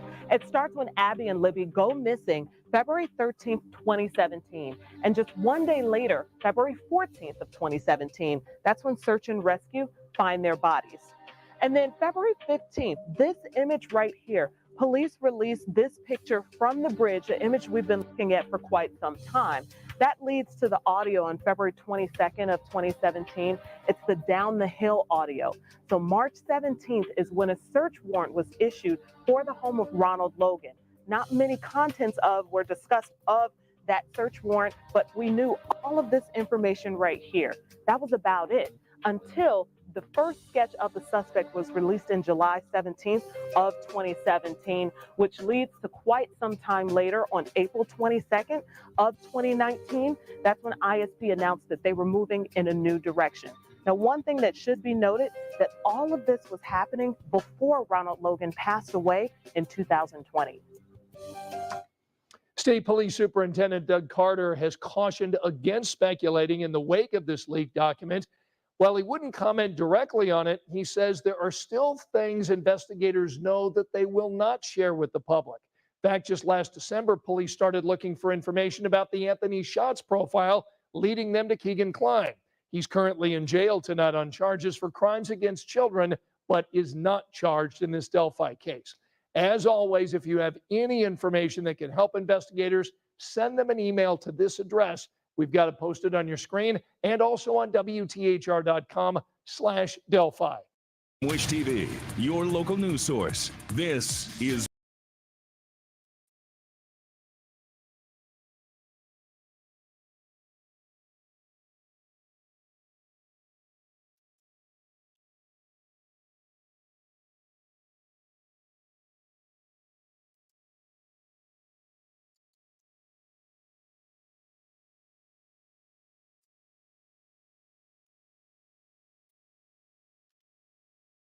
All right. So there is that part of it.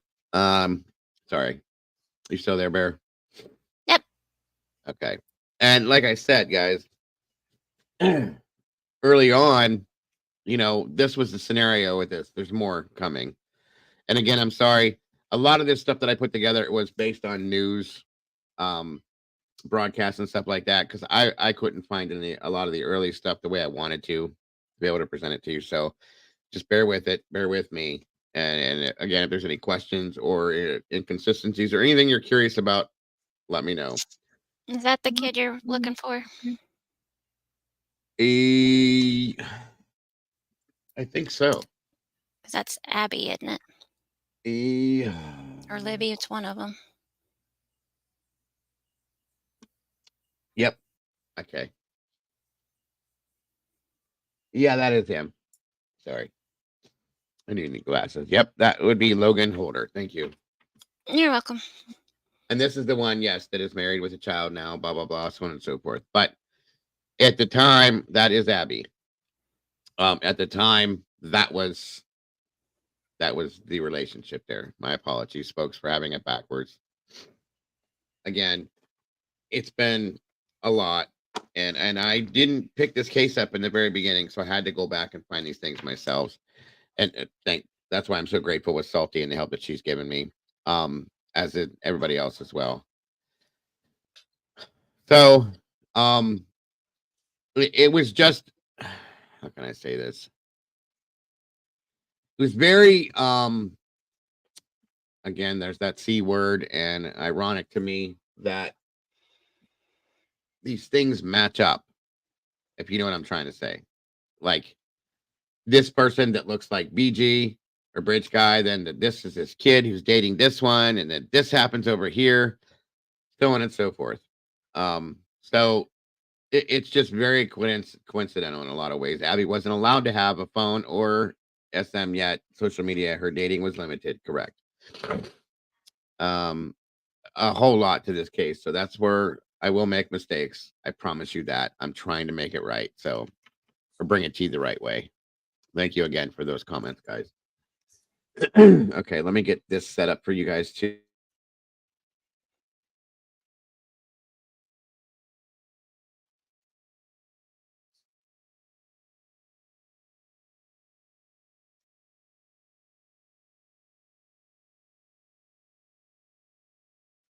Now, earlier on, I had heard that there were things taken from the crime scene after the unalivings happened and things like that. So this goes back to that stuff. So this gives you guys some more info from before we got to the point we're at now. Hey, Cryptic, good to see you. And again, this is again through News 88 or News 8. I'm sorry. 88, News Channel 88. Like, I don't have Sorry. News Channel 88 out here. Yeah, I know. I don't know why I'm doubling up. 5 suspects in, hold on. 5 suspects were investigated over a period of 4 years before Richard Allen's arrest. 5 years after the unalivings. Thank you. That's absolute fact. Like I said, guys, there was a handful of suspects before they even got to Richard, and at the same time, you can look at any of these people and go, maybe, or before when I had looked into when I saw the whole thing about Ron Logan, I was curious, and I actually thought about it, and then we moved forward, and then Keegan was brought into this, and I'm like, wow, that's creepy, that's weird, maybe, and then we had Richard Allen, and that's the last one I saw, and I just said, well, they got their guy, and I moved on. Well, then all this other stuff started happening, so I go back then. Yeah, they were ruled out in the beginning. That's what I'm saying. Thank you, Lynn. Oh, Channel 88 coming in the spring of 2041. There you go, Danger. It was hilarious. Thank you again, Brandy, for that, hon. All right, moving forward. Breaking news. We start the midday news with breaking news from iTeammate. Stunning new revelations in the Delphi murders. iTeammate has obtained court documents that, for the first time, publicly describe the scene where 2 girls were murdered, what was taken from that scene, and a potential early suspect in the case. If you have your phone handy, you should have just received an alert from our Wish TV app. iTeammate's Demi Johnson has been on this story from day one, joins us now. Truly powerful document you have there. Yeah, that's right, Scott. It's this 9-page request for a search warrant filed March 17th of 2017. Now, that's a little more than a month after Libby German and Abby Williams were found murdered in Delphi. This disturbing document, for the first time, gives us an investigator's description of the crime scene and what the suspect may have taken with him. iTeammate obtained the request for the search warrant from the Murder Sheet podcast, the same group that first published the interview transcript of Anthony Schott's suspect, Kagan Klein. iTeammate has confirmed the document is authentic. The document, written by an FBI agent, describes what investigators found when they discovered the bodies of Abby Williams and Libby German on February 14th. The agent writes a large amount of blood was lost by the victims at the crime scene. Because of the nature of the victim's wounds, it is nearly certain the perpetrator of the crime would have gotten blood on his person or clothing. Authorities also found that 2 articles of clothing from one of the girls was missing from the crime scene, while the rest of their clothing was recovered. It also appeared the girls' bodies were moved and staged. The agent goes on to say, based upon my training and experience, it is common for perpetrators of this type of crime to take a souvenir or in some fashion memorialize the crime scene. The agent also references the video on Libby's phone, confirming it was 43 seconds long. Up until now, only a few seconds have been made public. That the girls were followed by the suspect on the Monon High Bridge Trail, and that there were no visible signs of a struggle or fight. The search warrant is for the property of Ronald Logan, who owned the land where the girls were found dead. It describes his activity the day the girls went missing. The agent says Logan claimed someone drove him to an aquarium store in Lafayette on the afternoon of February 13th, at the time the girls disappeared. But the agent says these statements were found to be factually false and intentionally designed to deceive law enforcement officers.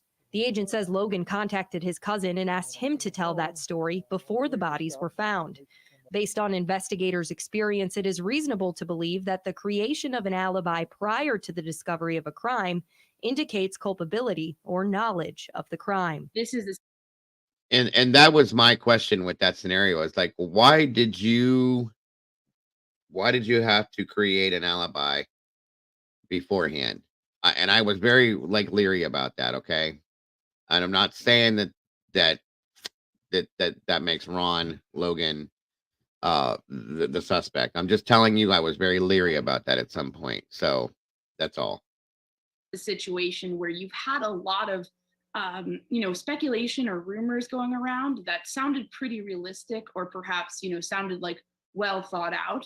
But it's another thing to sort of see it just in black and white on a court document. I feel it is really important to get actual court documents where people are actually have to swear an oath that what they're saying is actually true.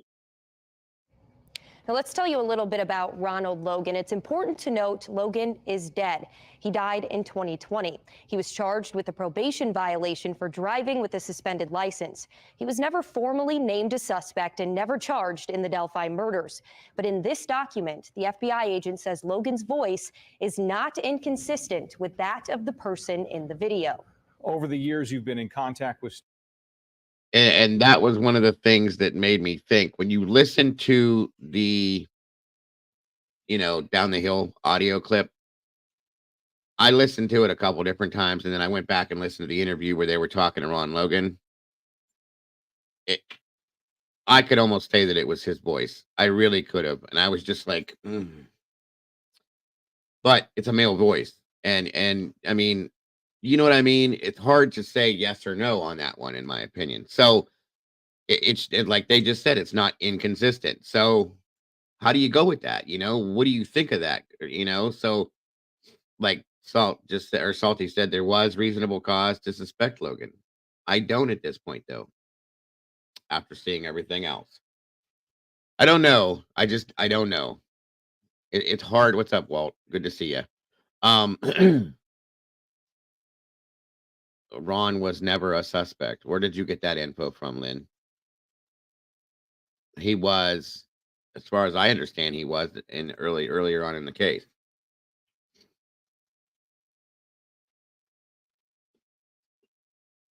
It didn't sound okay. See, Salty says it didn't sound the same to her, and that's under. I respect that 100%. I listened to both voices. I didn't hear him say down the hill. I just heard him say something else, and I said I could see where the voice patterns might match up, but that's okay. That's okay. He was never named an official suspect. Okay, thank you for that. See, I thought that he was suspected of that. This tells you guys I didn't follow this in the very beginning. I had to go back, and I know that there were people that unofficially suspected him of the situation. So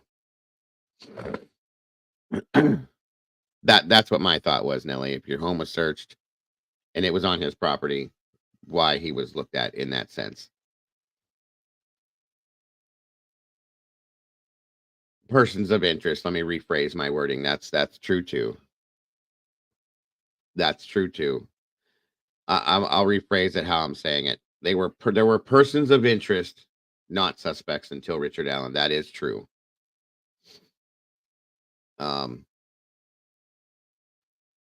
I should have listened to that then, Salt. That's good to know. I just listened to just general voice patterns, and I said it could be, in my opinion, but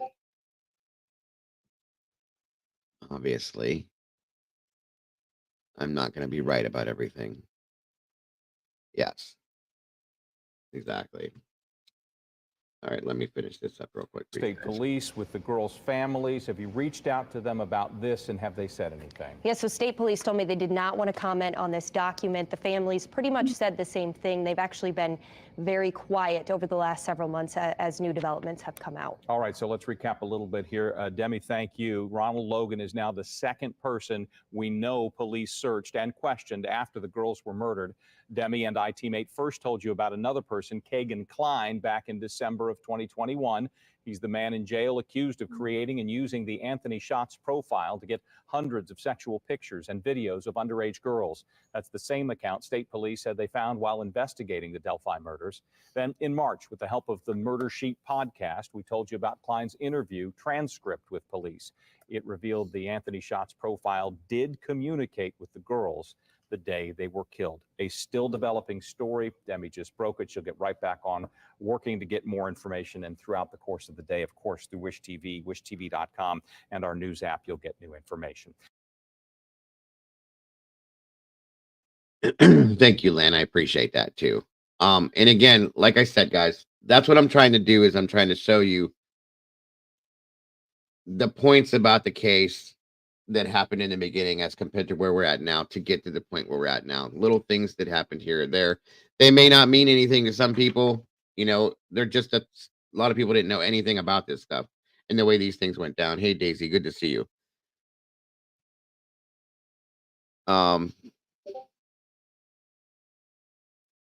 Did he say he wasn't the only one with access to the fake account? That I don't know, honestly. Does anybody have an answer to that question?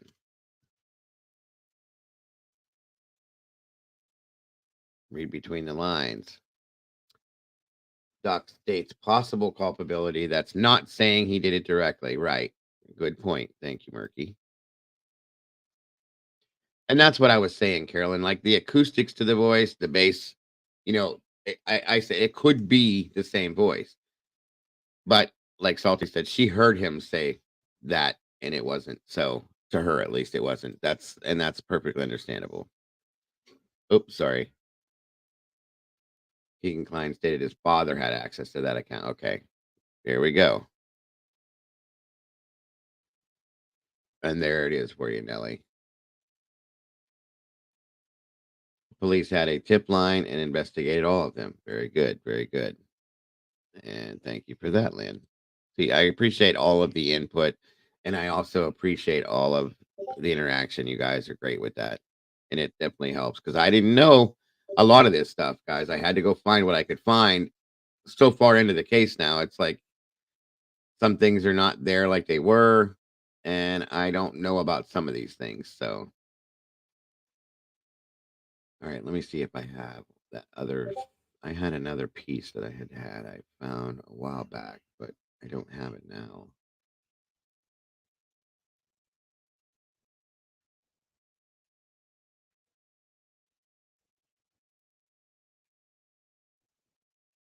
Hold on here. Okay. And there were, like I said, guys, we know that there was this most recent leak, but honestly, guys, there were leaks throughout this whole case, starting way back. So that's something else to remember too. There's been so much that's gone down with this. Okay. A lot of this stuff popped up, newer stuff popped up like a year ago after Alan was arrested and stuff like that. Um, and that, as we stated before, I think I showed you guys that.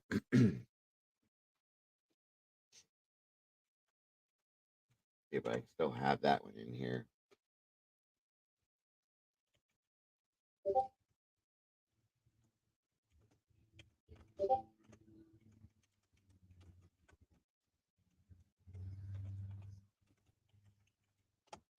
Um,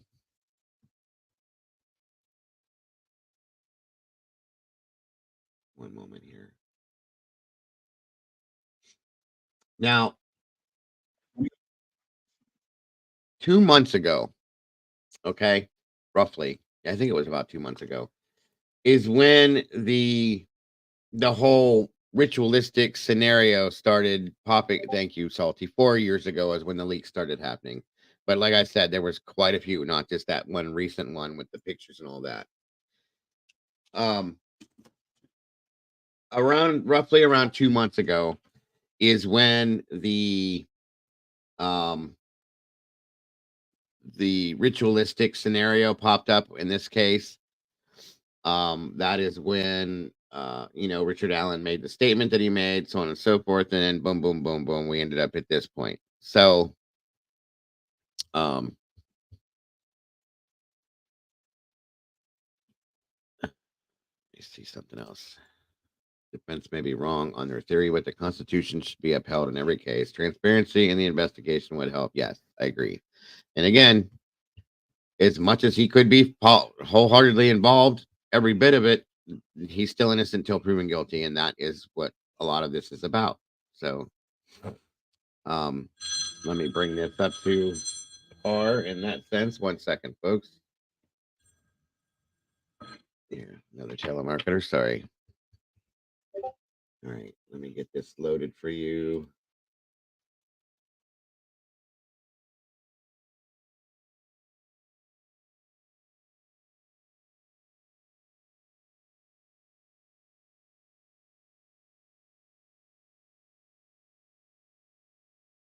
All right, now this part came down years later, obviously, after Richard Allen was arrested, and I'm bringing you to the beginning of where this other stuff started to come into play. Excuse me. Richard Allen was arrested, like I said, and then he was put in custody. I showed you guys where he was taken into custody, and then I showed you guys where he was immediately transferred to the prison scenario, okay, for his own safety. I showed you guys and explained all that stuff about it before, or then they're not long after that. We come into, like I said, I think it was about 2 months ago when this stuff started popping up. I may be wrong with the timeline, but I think that's about right. About the ritualistic stuff. Once that started coming out into play, all hell broke loose, literally, in my opinion. Okay, so I'm gonna show, because a lot of you guys weren't in here for this, how this stuff was put up and put out and started being spread around, and what the scenario was with this stuff. Okay, because again, in the very beginning of the investigation, when the girls were found, it was stated that they were found in certain positions. There were sticks that were placed on their bodies. There was markings on a tree above them. I mean, just this stuff was there, but it was known about 6 years ago when the girls were found, and it was just kind of tossed aside and then or buried and never talked about, which is a huge problem for me. Huge. And when it was talked, when the statement was made, then it gets brought back into effect. Okay, and I'm kind of skipping through some stuff, but I'm just trying to get to the point, really. And then here we are at this point. So I'm going to show you guys this part of it, and then we'll talk about that. A small rural town of Delphi, Indiana, a place where everyone knows each other. And when I show you these things, you're going to see something like this here, how they're explaining the whole story in some senses. They're a lot like that, guys. So just bear with it, please. And they look out for each other. It's not a place where you worry when your teenage kids decide to go on an adventure.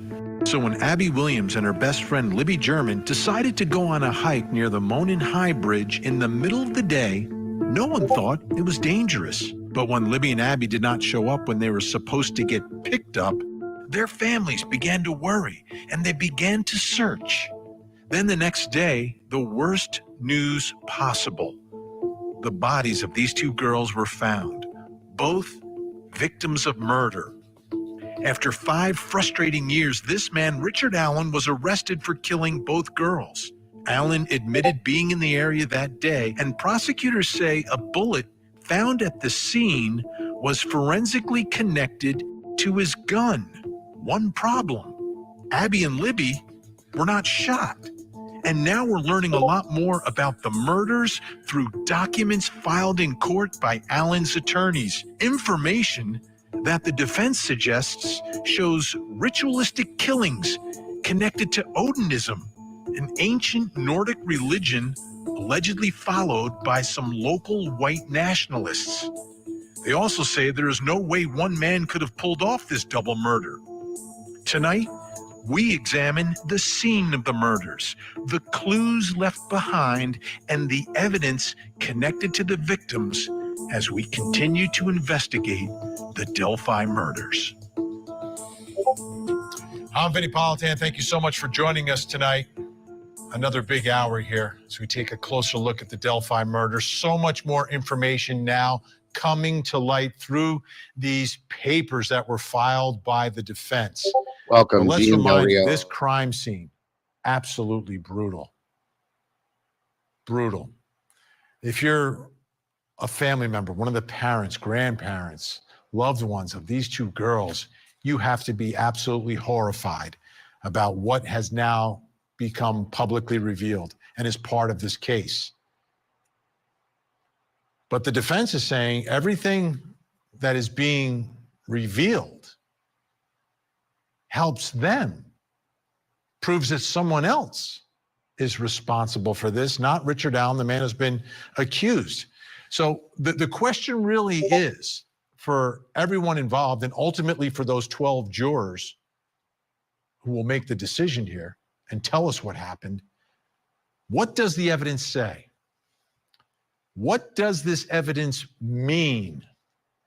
Evidence speaks, not literally, but it tells a story. And when this becomes a murder trial, which it's on its way to being a trial, that evidence has to tell the story. And will this story be that Richard Allen is the one responsible, or is the story, wait a minute, this doesn't look like Richard Allen did it.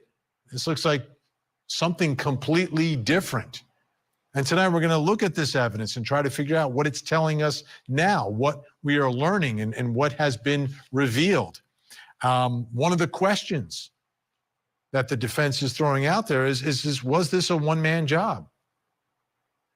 And they're saying no, that everything suggests that it could not have been Richard Allen alone. Now, pay close attention to this part of this stuff, guys, along with taking notes. Should you do it? What's up, Dinky? Good to see you, brother. This is what Richard Allen looked like, for those of you that didn't get it, when he was arrested. Obviously, he looks like a completely different person. And if you look at his face here and the picture of the face of the other person I showed you, they have a pretty good resemblance to each other and therefore could be mistaken as one or the other for who they're claiming that bridge guy was, in my opinion. Okay, just saying. It could be very easy to do that from a distance, especially with that type of a hat on your head. Just saying. But anyway, sorry, moving on. Committing this crime. Now, they're not conceding that he's there and he got to help her. No, they're saying completely different people, a different group is responsible. But you have to look at all the facts at the scene and the circumstances surrounding what happened to Abby and Libby that day.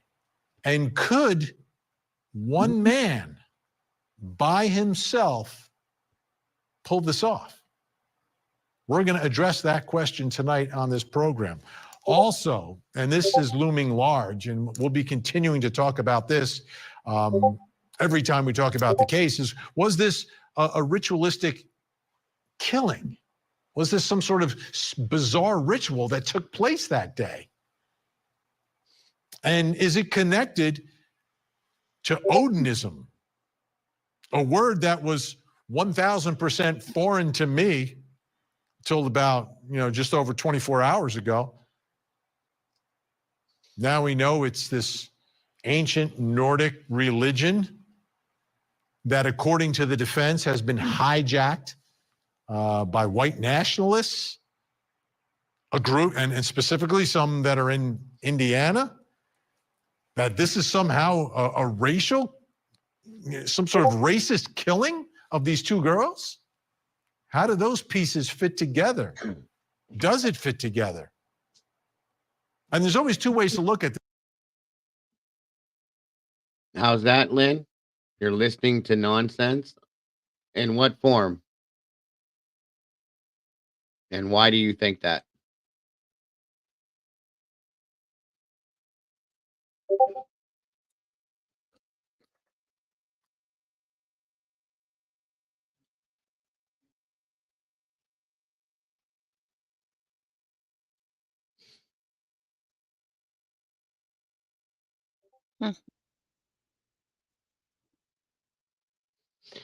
Fact that the defense didn't want to go in public. Wait a minute. The defense didn't want to go in public on record? What do you mean in that sense? And it's important to note hours after Judge Diener signed the order transferring Allen to prison, he recused himself. That's a fact. That in itself tells me something's not right, that he was uncomfortable with some part of the situation. I'm giving this stuff, if it's being put out there because it was put out there. I'm showing it to you because it was put out there. Okay? That's all I'm saying.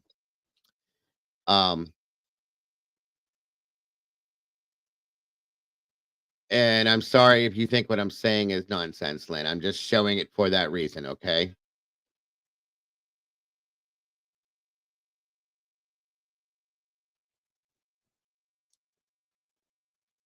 It was something that was definitely talked about. And at some point in term, and it's now, I don't want to say confirmed, but it was confirmed that it was spoken about, I should say. Nellie is listening to nonsense. Nellie is listening to none. Oh, okay. Gotcha. Sorry. All right. I understand. I understand now. My apologies. And that, yes, that I did hear, and I know. Judge Diener said he was afraid. That was factualized.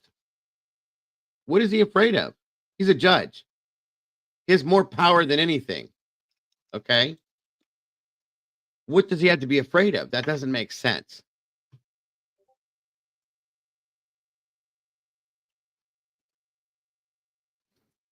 And that's fact. Just because someone's arrested does not always mean they're guilty. That's why it's in the Constitution that we are to be innocent until proven guilty. And he hasn't been proven guilty at this point. Because there's been no trial yet, folks. And I'm not saying that he isn't guilty. Once again, public service announcement. I'm not here to defend Richard Allen as the suspect in the Delphi case. I'm here to try to give the information that's been put out in this case to show what has been stated. That's all. Okay. You guys have to use common sense and logic to base it, to come to the conclusions that you need to for this case, but it does need to be seen and heard, folks. That's all. I'm not saying that this scenario here is true, but I'm not saying it's not either, because we don't know. We weren't there. Okay. The suspect, defendant, whatever you want to call him, claims this situation, as I'll let you finish, hearing it here in a second. And I want you to remember this always when the defense is putting out an alternative theory. Look at their theory and then just flip it on its head and imagine if what the defense is saying is the prosecution's case. And if what the prosecution is saying is the defense case, right? Because that's what would happen. If you turned around and as prosecutors, you went after the people that the defense says are responsible, is there more evidence against them? Or if that was the case, would you be looking at Richard Allen and saying, well, wait a minute, what about this guy, Richard Allen? That's the way I always analyze this. And I do that because I'm concerned about the truth. A defense attorney, that's not their job. Their job is to put the prosecution to the test to make sure they prove their case beyond any reasonable doubt. But in terms of proving things and raising, they just raise doubts. That's part of their job, is to say there's reasonable alternative explanations. But are they better explanations than for what the prosecution is alleging? And how reasonable are they when you really look at them? And that's part of the analysis. Now, I don't know what the truth is here because we haven't seen all the evidence, but we now, tonight, as we sit here, have been privy to a lot more than we were before the defense filed these papers and it was released. So I want to start here because this is extremely significant to me, which is what the victims looked like at the scene and what was with them. Because a lot of this, the defense says, and this is their theory again, that it's ritualistic, that it shows that something was done here purposely and there's some message that is left behind at the scene. So let's take a look based upon what the defense has filed here, what they are saying Abby and Libby appeared to look like. Now they have Libby lying flat on her back, left arm stretched above her head, touching the base of the large tree. Now, what you're looking at, this depiction, is what we put together based upon this memorandum. This actual image that you're looking at right now is not something that is part of any filing by anyone. We here at Closing Arguments, based upon this description, have put this together. Libby's right arm was placed along the side of her body. Now, understand something, you guys. This is how it's been stated that the scene was found. That does not mean that this was full-heartedly based on an Odinistic scenario or paganism or something like that. It was just stated that as this was seen after this statement was made, that this is how it looked, okay? I'm not saying that's what it was because I don't know that. I wasn't there. I didn't set this up. I didn't see this at the scene, but they're showing you, and they did find this immediately when they, found the two and kind of just brushed it off like it was nothing. It wasn't important at that time, obviously, to them. Or maybe they didn't recognize what it was. I don't know either way, okay? And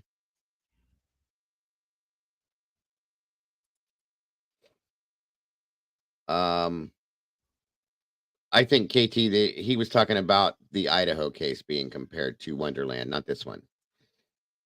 So again, like you said, if you take the Odinism out of the picture, we still have problems, and there's quite a few of them. I wish the defense would have held off on their theory during a Frank's motion. That's about evidence. Yeah, that makes sense, and I respect that as well, Salty. Thank you.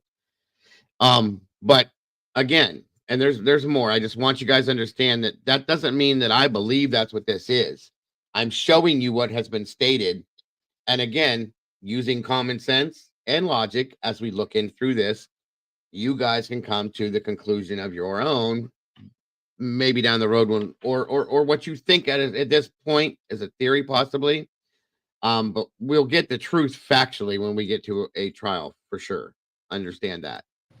A large branch was placed on her left shoulder. The branch extended above Libby's head and below her legs.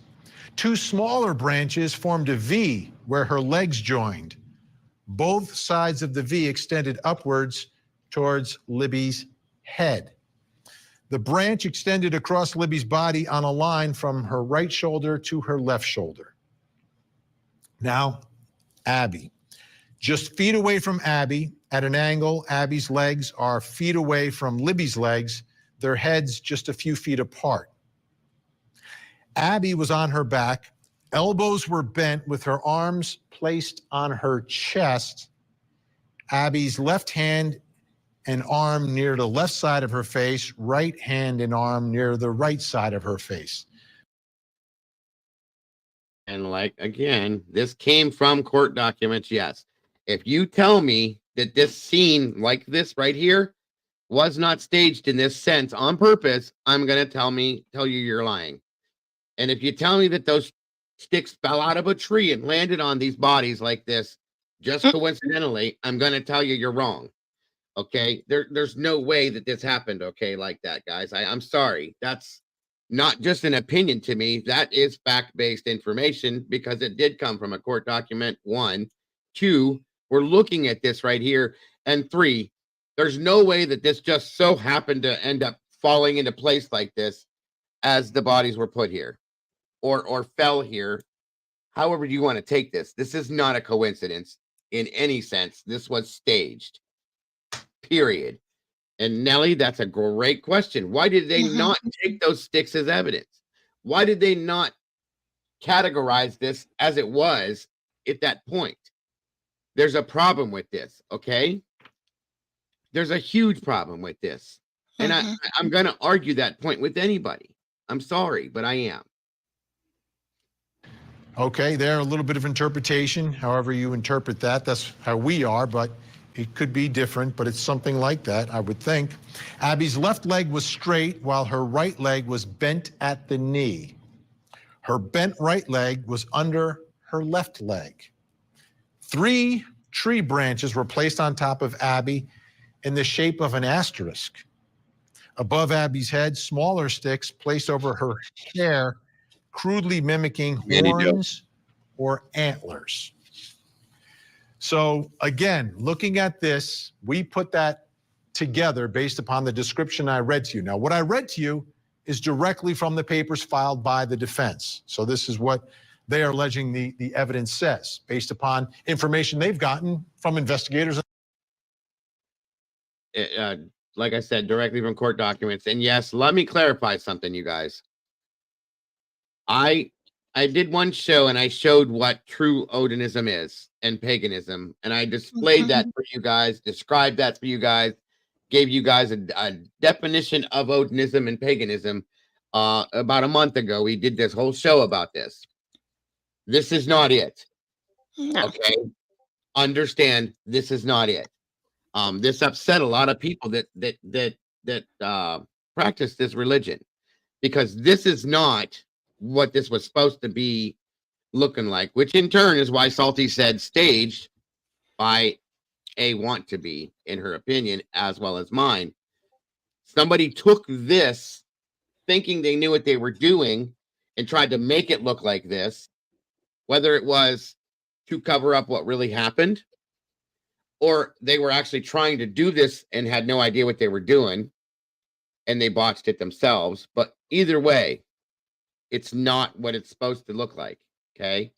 Somebody screwed this up when they tried to put this in play. So understand that. Welcome, Village Boy. Thank you for joining us. That statement is not entirely true. Which statement was that, Lynn? Which one? Again, Mandy, if you didn't hear me, hon, thank you for posting the documents, and I appreciate that.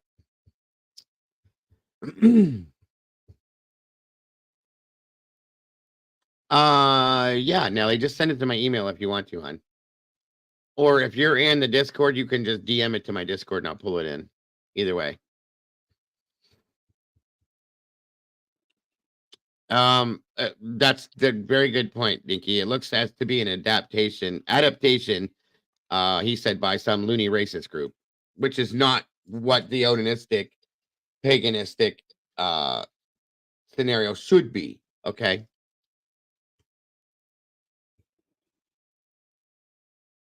Did you hear which statement were you talking in regards to, Lynn? It was not entirely true. Oh, go ahead now. Finish playing this. In the prosecution. In there. So let's talk some more about this. Joining us right now in studio, co-host and producer of Down the Hill, the Delphi Murders podcast. Oh, I mean, I understand that, but they still just, why didn't they take the sticks with them? Why didn't they do stuff like that? They took swabs of, let me post it up here real quick. Or you already did. They took DNA swabs of the branches and leaves, because that's where the body's laid. Yes. I would have imagined that stuff would have been important to have in their chain of custody because it was at the scene, though.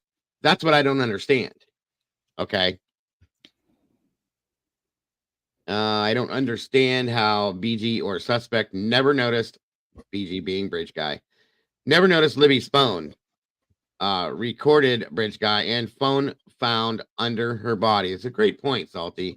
How did that get passed by? That's a little odd. Hey, Stevie, good to see you, and thank you, my friend, for that. Speaking of which, I hope you got my message, Stevie. I just had a question for you. Thank you, Nelly. Let me get through this and then I will pull that in. Podcast and Court TV senior writer Barbara McDonald is with us. Barbara, let's start here, okay? You've seen different depictions of those stick formations that everyone's talking about now, these stick formations on the two girls. What have you seen? And let's begin with Abby. All right, so I've been hearing about these stick formations and this image on the tree for a very long time, and very different characterizations than what's in this memorandum. Sources close to the investigation have provided me with drawings of what they say those images look like, the arrangement of those sticks. So let's start with the one of Abby, and it shows 3 sticks. Now, we have not placed her body here because this is how it was provided to me. We don't know exactly what the positioning on top of her was like.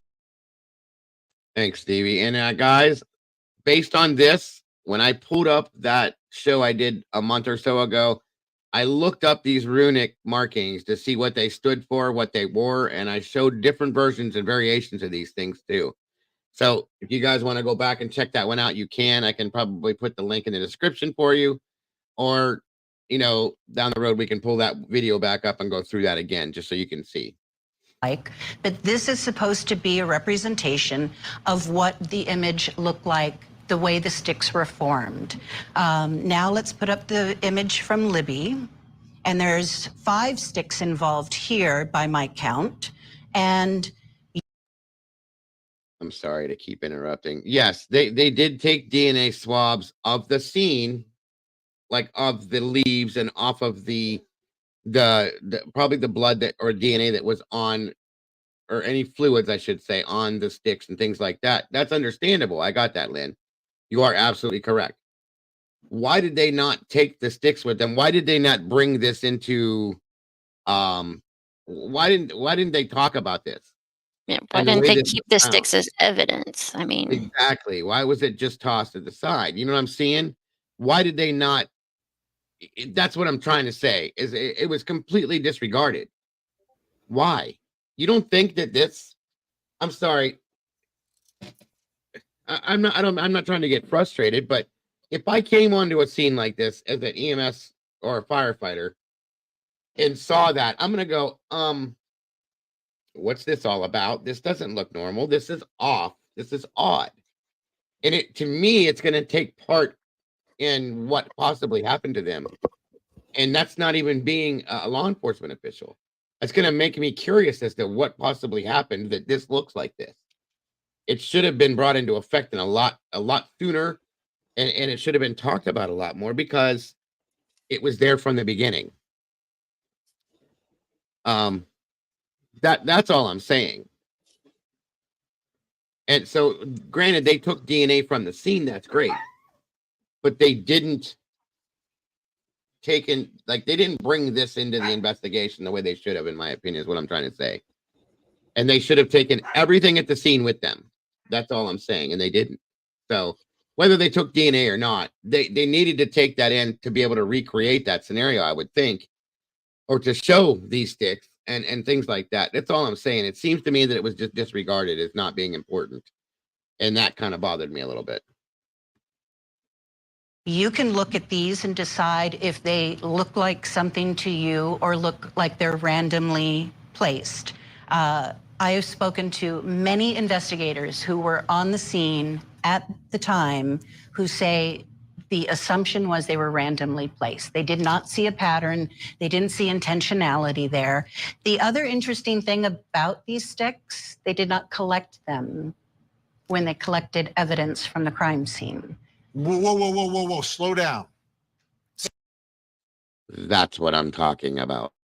Sticks are placed on the bodies of the two victims here, and they're not collected as evidence? They were not collected as evidence until several weeks later, conceivably when this Odinism stuff started to arise within the investigation, and they went back to try to collect those sticks. And what damn good would that do several weeks later? Anybody, not being gross here, but animals could have urinated on these things and defecated on them, and people stepped on them, and they got broken, and anything could happen several weeks later, is what I'm saying. Why was that not important in the day that they found them? I mean, being that they were touching the victims' bodies is important to me, okay? That should have been wrapped up in a big, not that you could do that, but that all should have been brought into one big pile of information and evidence for the case, and it wasn't. That's the thing that bothers me, though. And they didn't even bother to go back and bring these into effect way after, okay?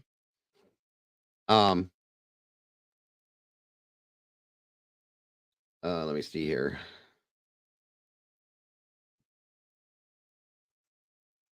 And like I said, whether they swabbed them or not, I don't know. That's wrong to me. Let me get back to that part. Mandy just asked when. Here it is, Mandy. Back to try to collect those sticks. Now, the other thing we have an image of, conceivably when this Odinism stuff started to arise within the investigation, and they went back to try to collect those sticks. I'm missing the actual time of span. They were not collected as evidence until several weeks later. Several weeks later, Mandy. Conceivably when this Odinism stuff started to arise within the investigation, and they went back to try to collect those sticks. Now, the other thing we have an image of is what was depicted on the tree. And it's described in this memorandum as being the letter F, a rune painted in blood. Blood, right? That was tested according to the memo. It's Libby's blood, according to the memo. That's what the defense is saying. Yes. I have not heard that part of it from my sources, but I was given a rendering of what the blood on the tree or whatever the substance on the tree appeared to be. And that's what we're looking at right now. This is more accurate. Several of the investigators told me they thought that it was a perhaps partial handprint of the person who committed the crime, leaned up against the tree, and that's how it was placed there. Now, let's put it back up. Let's put that back up. This is significant. This is important. Now, the defense is saying this is the letter F. Yes. Now, we also have a second image where we have placed that rune, the F image, over this. and you can decide for yourself if it looks like the exact same image or not. And it does to me. I've heard people say, "Oh, that was just somebody wiping their hand on a tree." I'm not comfortable going with that. That to me, after seeing the way the sticks were laying, I looked all of this up when we did that other video. It all goes in coincides with runic placement and things like that. That's not an F. Okay. It looks like an F, but it's a runic symbol.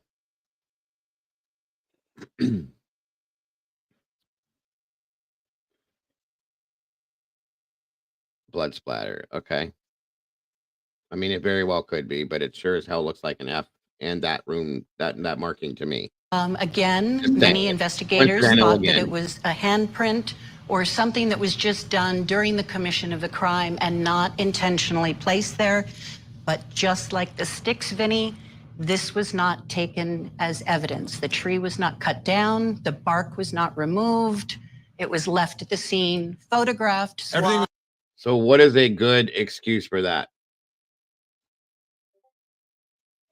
I don't think there is one. Connecting dots. Okay. Thank you, Stevie, for that.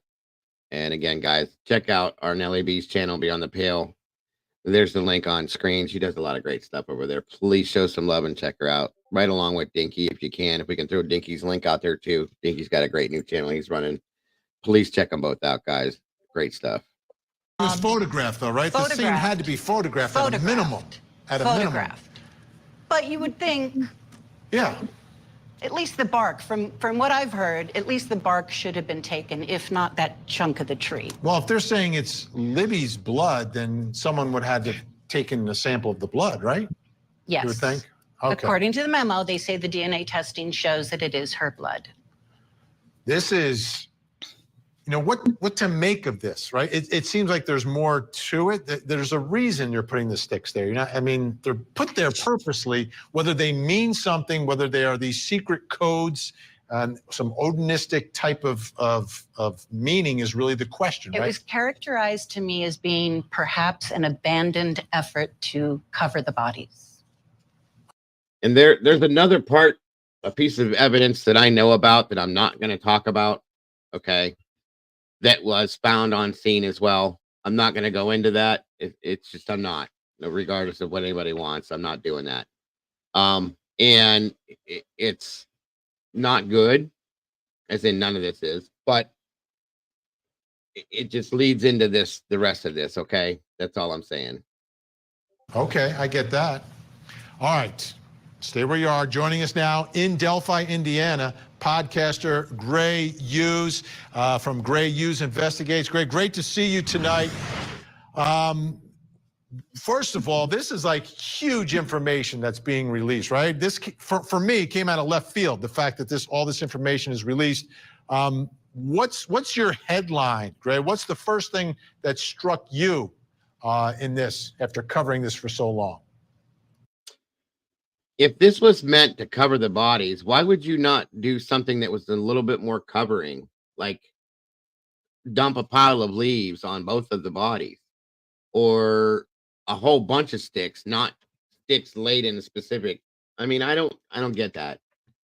That doesn't make sense. And I will never believe that these sticks fell out of the tree and landed that way either. So, well, I, like Barbara, also have heard most of these rumors the whole time with the letter F and the sticks. And I actually, the letter F on a tree is the thing that stuck out to me. Like, whoa, I heard about the letter F, but I didn't know that it was in blood on a tree.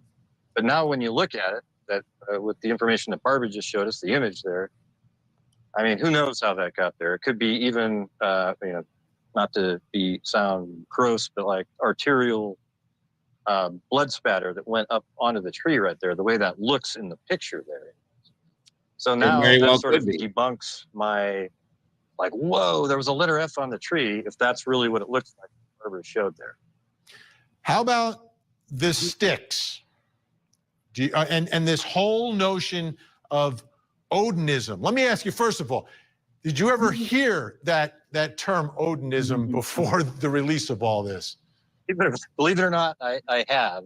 I had this friend that took a picture at that early on because he just travels around the country, and he sent it in. And these people went, "Oh, look at that!" They made it seem like they were like part of something just because he took a picture. But I think it's the most. I got to just be honest, like the most ludicrous thing I've ever heard. I feel like when I read through this document, it was the most sarcastic, sort of almost childishly written document. I mean, I've never seen something that's supposed to be professional that sounded the way it did. What did you guys? Well, I'm looking at it, and I always look at things in terms of how does it play in front of a jury, what can be done in front of a jury, and to me, what they have done at this point is make people think, well, what exactly was going on at the scene, and were there investigators? And to me, this is the part that stuck out to me, is they're alleging that there's a group of 3 investigators that were following this theory and believe there is something to it. You're out there in Delphi right now. Any sort of buzz on the ground out there with the release of all this, Gray? Yeah, I mean, I've actually talked to family members and the ex-prosecutor from a long time ago. He doesn't really keep up on it as well, but I mean, let's just look forward to perhaps a rebuttal from Liggett. I think that's kind of the buzz. I mean, when I went through the document, I don't know if you're interested in this portion, but there was a glaring omission of the 3 girls that Richard Allen passed.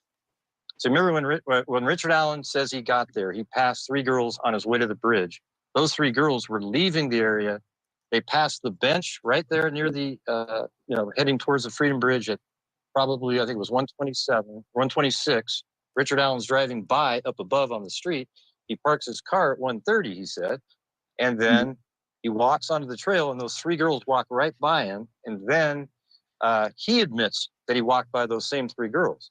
So that places him heading to the bridge at 1:30, but in the document, it says 12 to 1:30 is when he left, but he wasn't leaving at 1:30. He was going towards the Monenheim Bridge. So why did they leave that out of the document? Well, it doesn't help you. That's why you leave it out. So, but fascinating. So give me your bottom line now, Greg, from having gone through this, covered this for so many years. Had you, before this time, ever thought that this could have been a ritualistic killing and that you were looking for some group, some sect out there in Indiana? I've never believed that that's what it was. I mean, I originally thought it was a lone wolf killer that showed up to the bridge that day hunting somebody. Then they came with the social media angle with Keegan Klein and the Anthony Shots profile. And now it seems like it went back to the individual person, being Richard Allen, except, I mean, don't you guys feel like it's a little strange that the only reason that, that the Anthony Shots profile that didn't get to meet Libby that day was because some other random killer killed the girl? Yeah, I mean, I've been saying this as well. You know, what are the odds? Like, what are the odds that you are interacting with someone who's an alleged, or not an alleged, now he's a convicted child pornographer who put up this site, and then someone else intervenes? There's got to be some more of a connection. I want to put up on the screen, this is some more evidence from the scene. Libby's shoe and cell phone containing the Bridge Guy video were found under Abby's lower back. A single bullet found buried under leaves and dirt between the 2 girls. Barbara McDonald, let me ask you about this. This is crucial evidence for prosecutors, right? This video. I don't think the Bridge Guy, the killer, knew that they were videotaped that day. No, I agree. There's no way. I agree. Otherwise, the phone would never be there. Right. And what about the bullet, though? There's a problem with the bullet, I think, for prosecutors here. I've heard about the bullet for many years, and I have never heard a definitive theory from my sources that it does come from the suspect. One speculation was that maybe it comes from law enforcement. It was the same caliber as they use. And as you know, ejection mark testing is not as reliable as a bullet that's been fired. It's not DNA. Right. It's definitely not DNA. Which is what we need in this case, and apparently don't have. And don't have the DNA. Gray, what are your thoughts about that? The fact that the bullet is found there. I mean, is the defense going to try? The defense may try to say that Richard Allen's being framed, or it's just a coincidence that it's there, or it's not his bullet. Well, after I talked to the family members about what was on the video itself, and early on, like in the first, 6 months of the case, I was told that there was a click sound, that they think that that was the gun chambering a bullet. And then that was used to control the girls. And obviously they weren't killed with a bullet, but maybe at some point he ejected that bullet at the crime scene. That's all I can. Here's my thing with this, with that statement. If you have a gun in your hand, do you truly think you need to chamber a bullet to intimidate two young girls? If you say you have a gun in your pocket without even showing it to them, that would be enough to intimidate two young girls rather than having to chamber a bullet into a gun. I don't know. That's just, you know what I'm saying? You don't have to go that far. You don't. But anyway, it is what it is in that sense. So there is that part, guys, again. And we're moving closer to this. And again, I'm not saying that this stuff is all 100% absolutely how everything went down, factual information, but a lot of this stuff is based on court documentation. Okay. And a lot of these things are questionable, guys. Why did this happen? Why were these things not collected from the crime scene? Why did they wait 2 to 3 weeks to go back to get this stuff? And again, I want to make this clear. I'm not saying that I truly and totally think 100% that that's an F on that tree, because I don't. I'm just saying it makes sense. It looks like that, and it does match up with the way the sticks were laying as well. That's all. Excuse me. So, this is all, how can I put this? This is all just more and more pieces of this case that we have to look at as we're looking at the case. That's all. And as Nellie said, I've been told that before. I didn't get exactly what it meant because I never looked at myself, but the 14th of February is significant to Odinus. Okay. Let me see something here, which is just another coincidence. And again,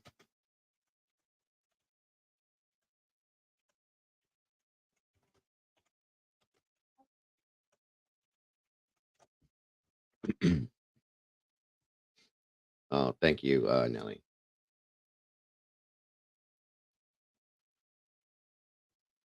One second here.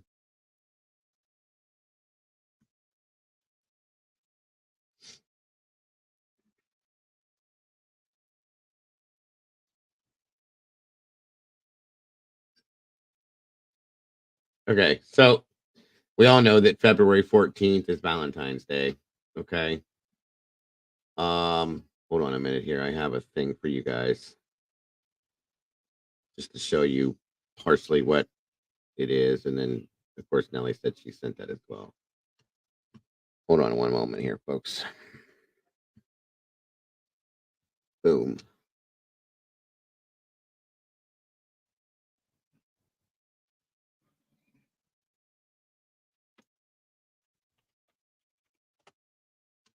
Hold on, let me grab this. Boom. Okay. Okay, thank you, Nellie, very much. Let me show you guys this. there is still so much more that has gone on 5 years of it. Yeah, there's a lot more yet, guys. I'm just, like I said, I've struggled with finding things the right way in the right. I'm working on it, and like I said, Salty's helping me a lot. I'm hoping to get her free for a day because she is such a busy lady to join me up here to give you her side of things, um, which is, in my opinion, better off than the way I present it because she's been in this the whole time and knows all about it. So I'm working on that as well. But one moment here.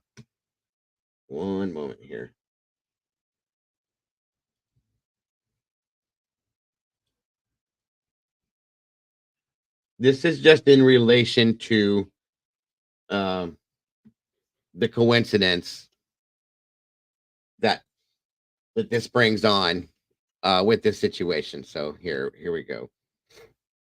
1 second. What is going on with that smell?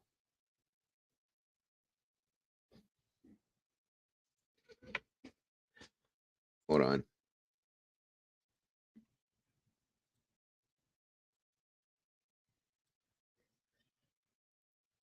Again, thank you for this, Nelly.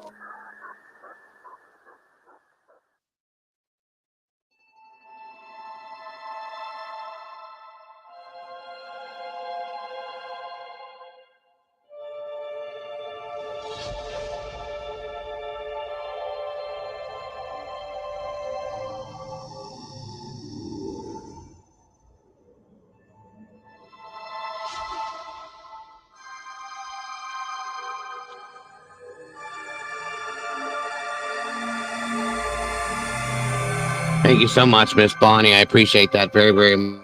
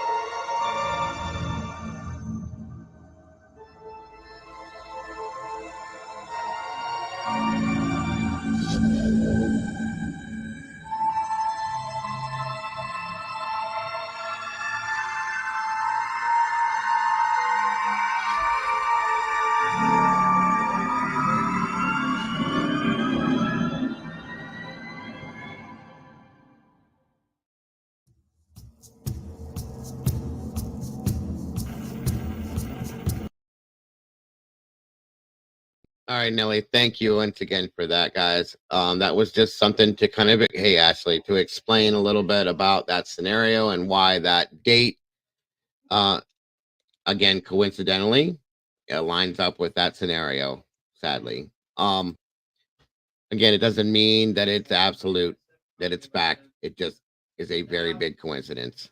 So does anybody have any questions or any points of matter to point out with this? Again, thank you, Bonnie, for that. Very, very, very much appreciated.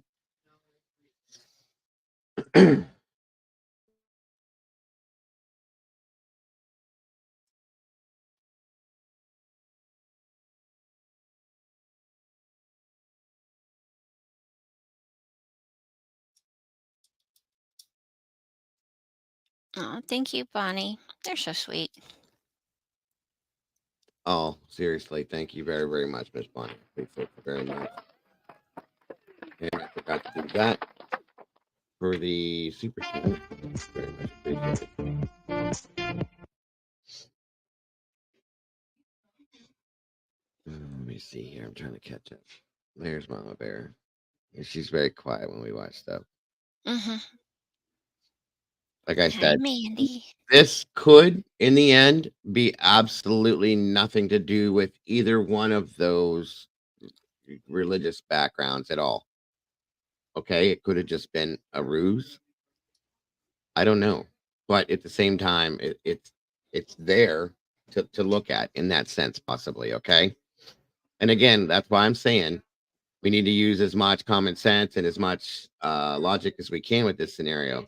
The man makes this comment, then it goes back and you see that this was a scenario that happened with the crime scene. It's very coincidental, folks. There's a lot of coincidences. Thank you, Miss Sherry. I appreciate that very much. Opinions don't matter, facts do matter. Well, I agree with that. I agree with half of that. Facts are very important, and in a case like this, the facts are the most important thing. People opinions are still important in some sense because when you look at facts, you can make an opinion based on facts. That's what I'm saying. So that's my thought on it. So thank you for the statement very much. So I think we're at about 3 hours at this point. Nelly states that the facts are that the judge has not followed protocol, and there we are. That's a good point. What facts are you particularly interested in? We'll be back with more of this, guys. Don't worry. Like I stated, guys, I told you I would tell you at the end that we're jumping into another case as well.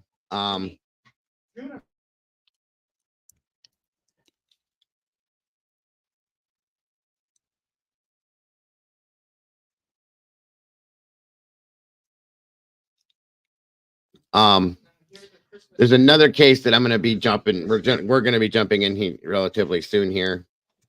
Absolutely, Lisa. Thank you for joining us. I can never pronounce this last name correctly, but it's a cold case actually. About a gentleman that spent 20 years in prison for unaliving his mother at the age of 14. Michael, I think it's pronounced Patiti. But I hate trying to pronounce names when I'm wrong. Patil. Petite. I think it's Petite. Anyway, and it's unsolved.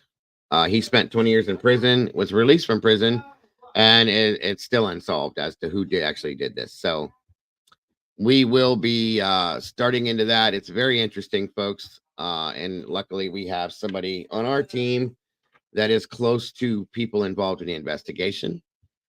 So that's something else we're going to be covering here relatively soon as well.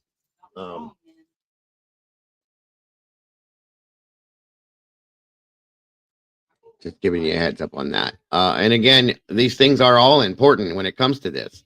Removed attorneys without procedural hearing. Again, wrong. You know, the reasonings behind that were ridiculous as well.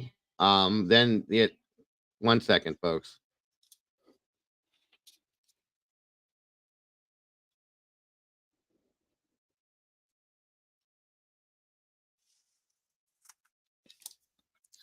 Thank you, Ashley.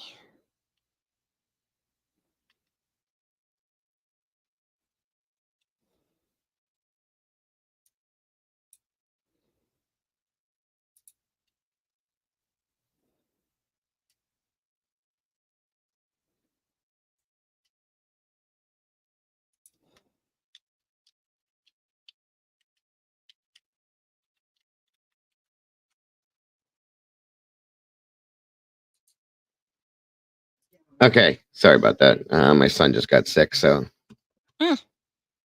Yeah, he just threw up all over the bathroom. That's lovely. Once again, too many sick kids. Mm-hmm.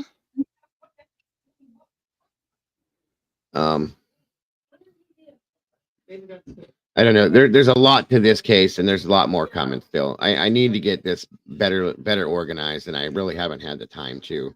Like I said, that's why I want to get together with Salty when she does get some time, to where we can come together up here and do this, and she can bring out some more of what she has it all, folks, and she knows what she's doing with this. I came into this towards the end of this, and I picked it up, and I read into it, but I'm trying to find. I was trying, like I said, it was almost impossible for me to find the stuff from the beginning of it and present it to you the way I wanted to. So we're working on it, and I promise you it will get better as we go. My deepest apologies for making that mistake earlier today between the two brothers. I don't know why or how I still don't know how I confused that.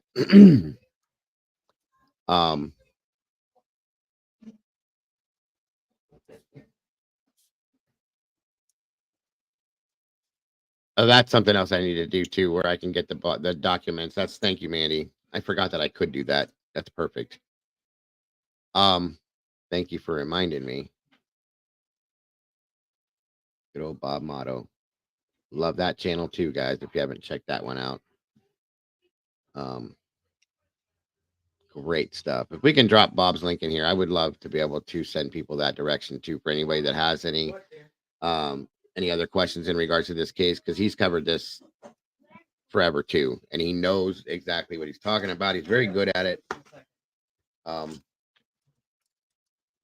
Mr. Bob Motto, the Defense Diaries is the channel. I know a lot of people in here watch it along with me as well. But go check it out if you haven't, guys. It's pretty good. Now you're welcome to say whatever you choose to, Lynn. I have no problems with anything you said. None at all. I welcome anybody's opinions, anybody's theories on things in here, as long as it's within the realm of, not going to be offensive to anybody or anything like that. That's all. There it is. Thank you, Mandy Joe. But yeah, you're welcome to every opinion, thought, theory that you have, Lynn. No worries. I'm not going to hold it against you, and I don't believe anybody else will either, and shouldn't. That's all. Oh, there it is. That's it right there. Again, thank you, dear. I clicked on the wrong one. Yes, and thank you very much, Lynn, for being respectful as you present your statements. I appreciate that very much. I wish everybody could do it that way. And I think I wish everybody could come out that way. It seems people aren't able to do that in all aspects. So I appreciate you for that. Respectful disagreement is encouraged. That's fact.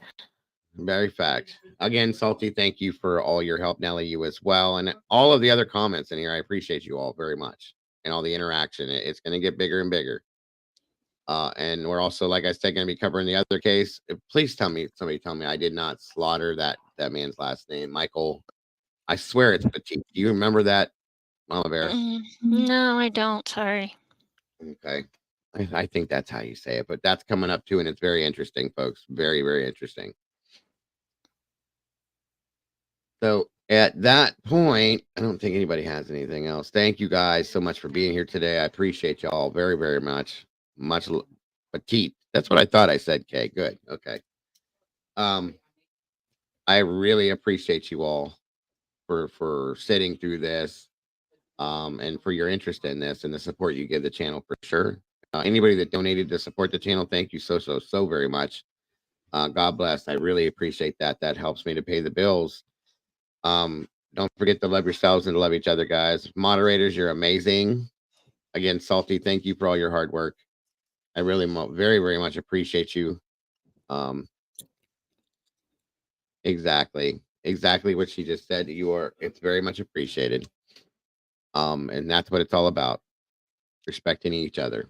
And I will talk with you soon, as well, Salty. Everybody else, guys, don't change a thing about yourselves. You guys are the beautiful people. You make it. You give me the reason to be here. And Mama Bear, thank you for joining me today. It's been nice to have you here. Yeah. As always. And Glad I will can finally see be you here. all. Yes. You guys have an amazing rest of your day, and I will see you guys all so very soon. Bye-bye. Bye, guys. I'll see you next time. I'm not sure when. Probably next time. Wednesday, maybe. We'll see. I'll keep you posted. Love you all. Bye-bye, everybody. Bye-bye. Bye-bye.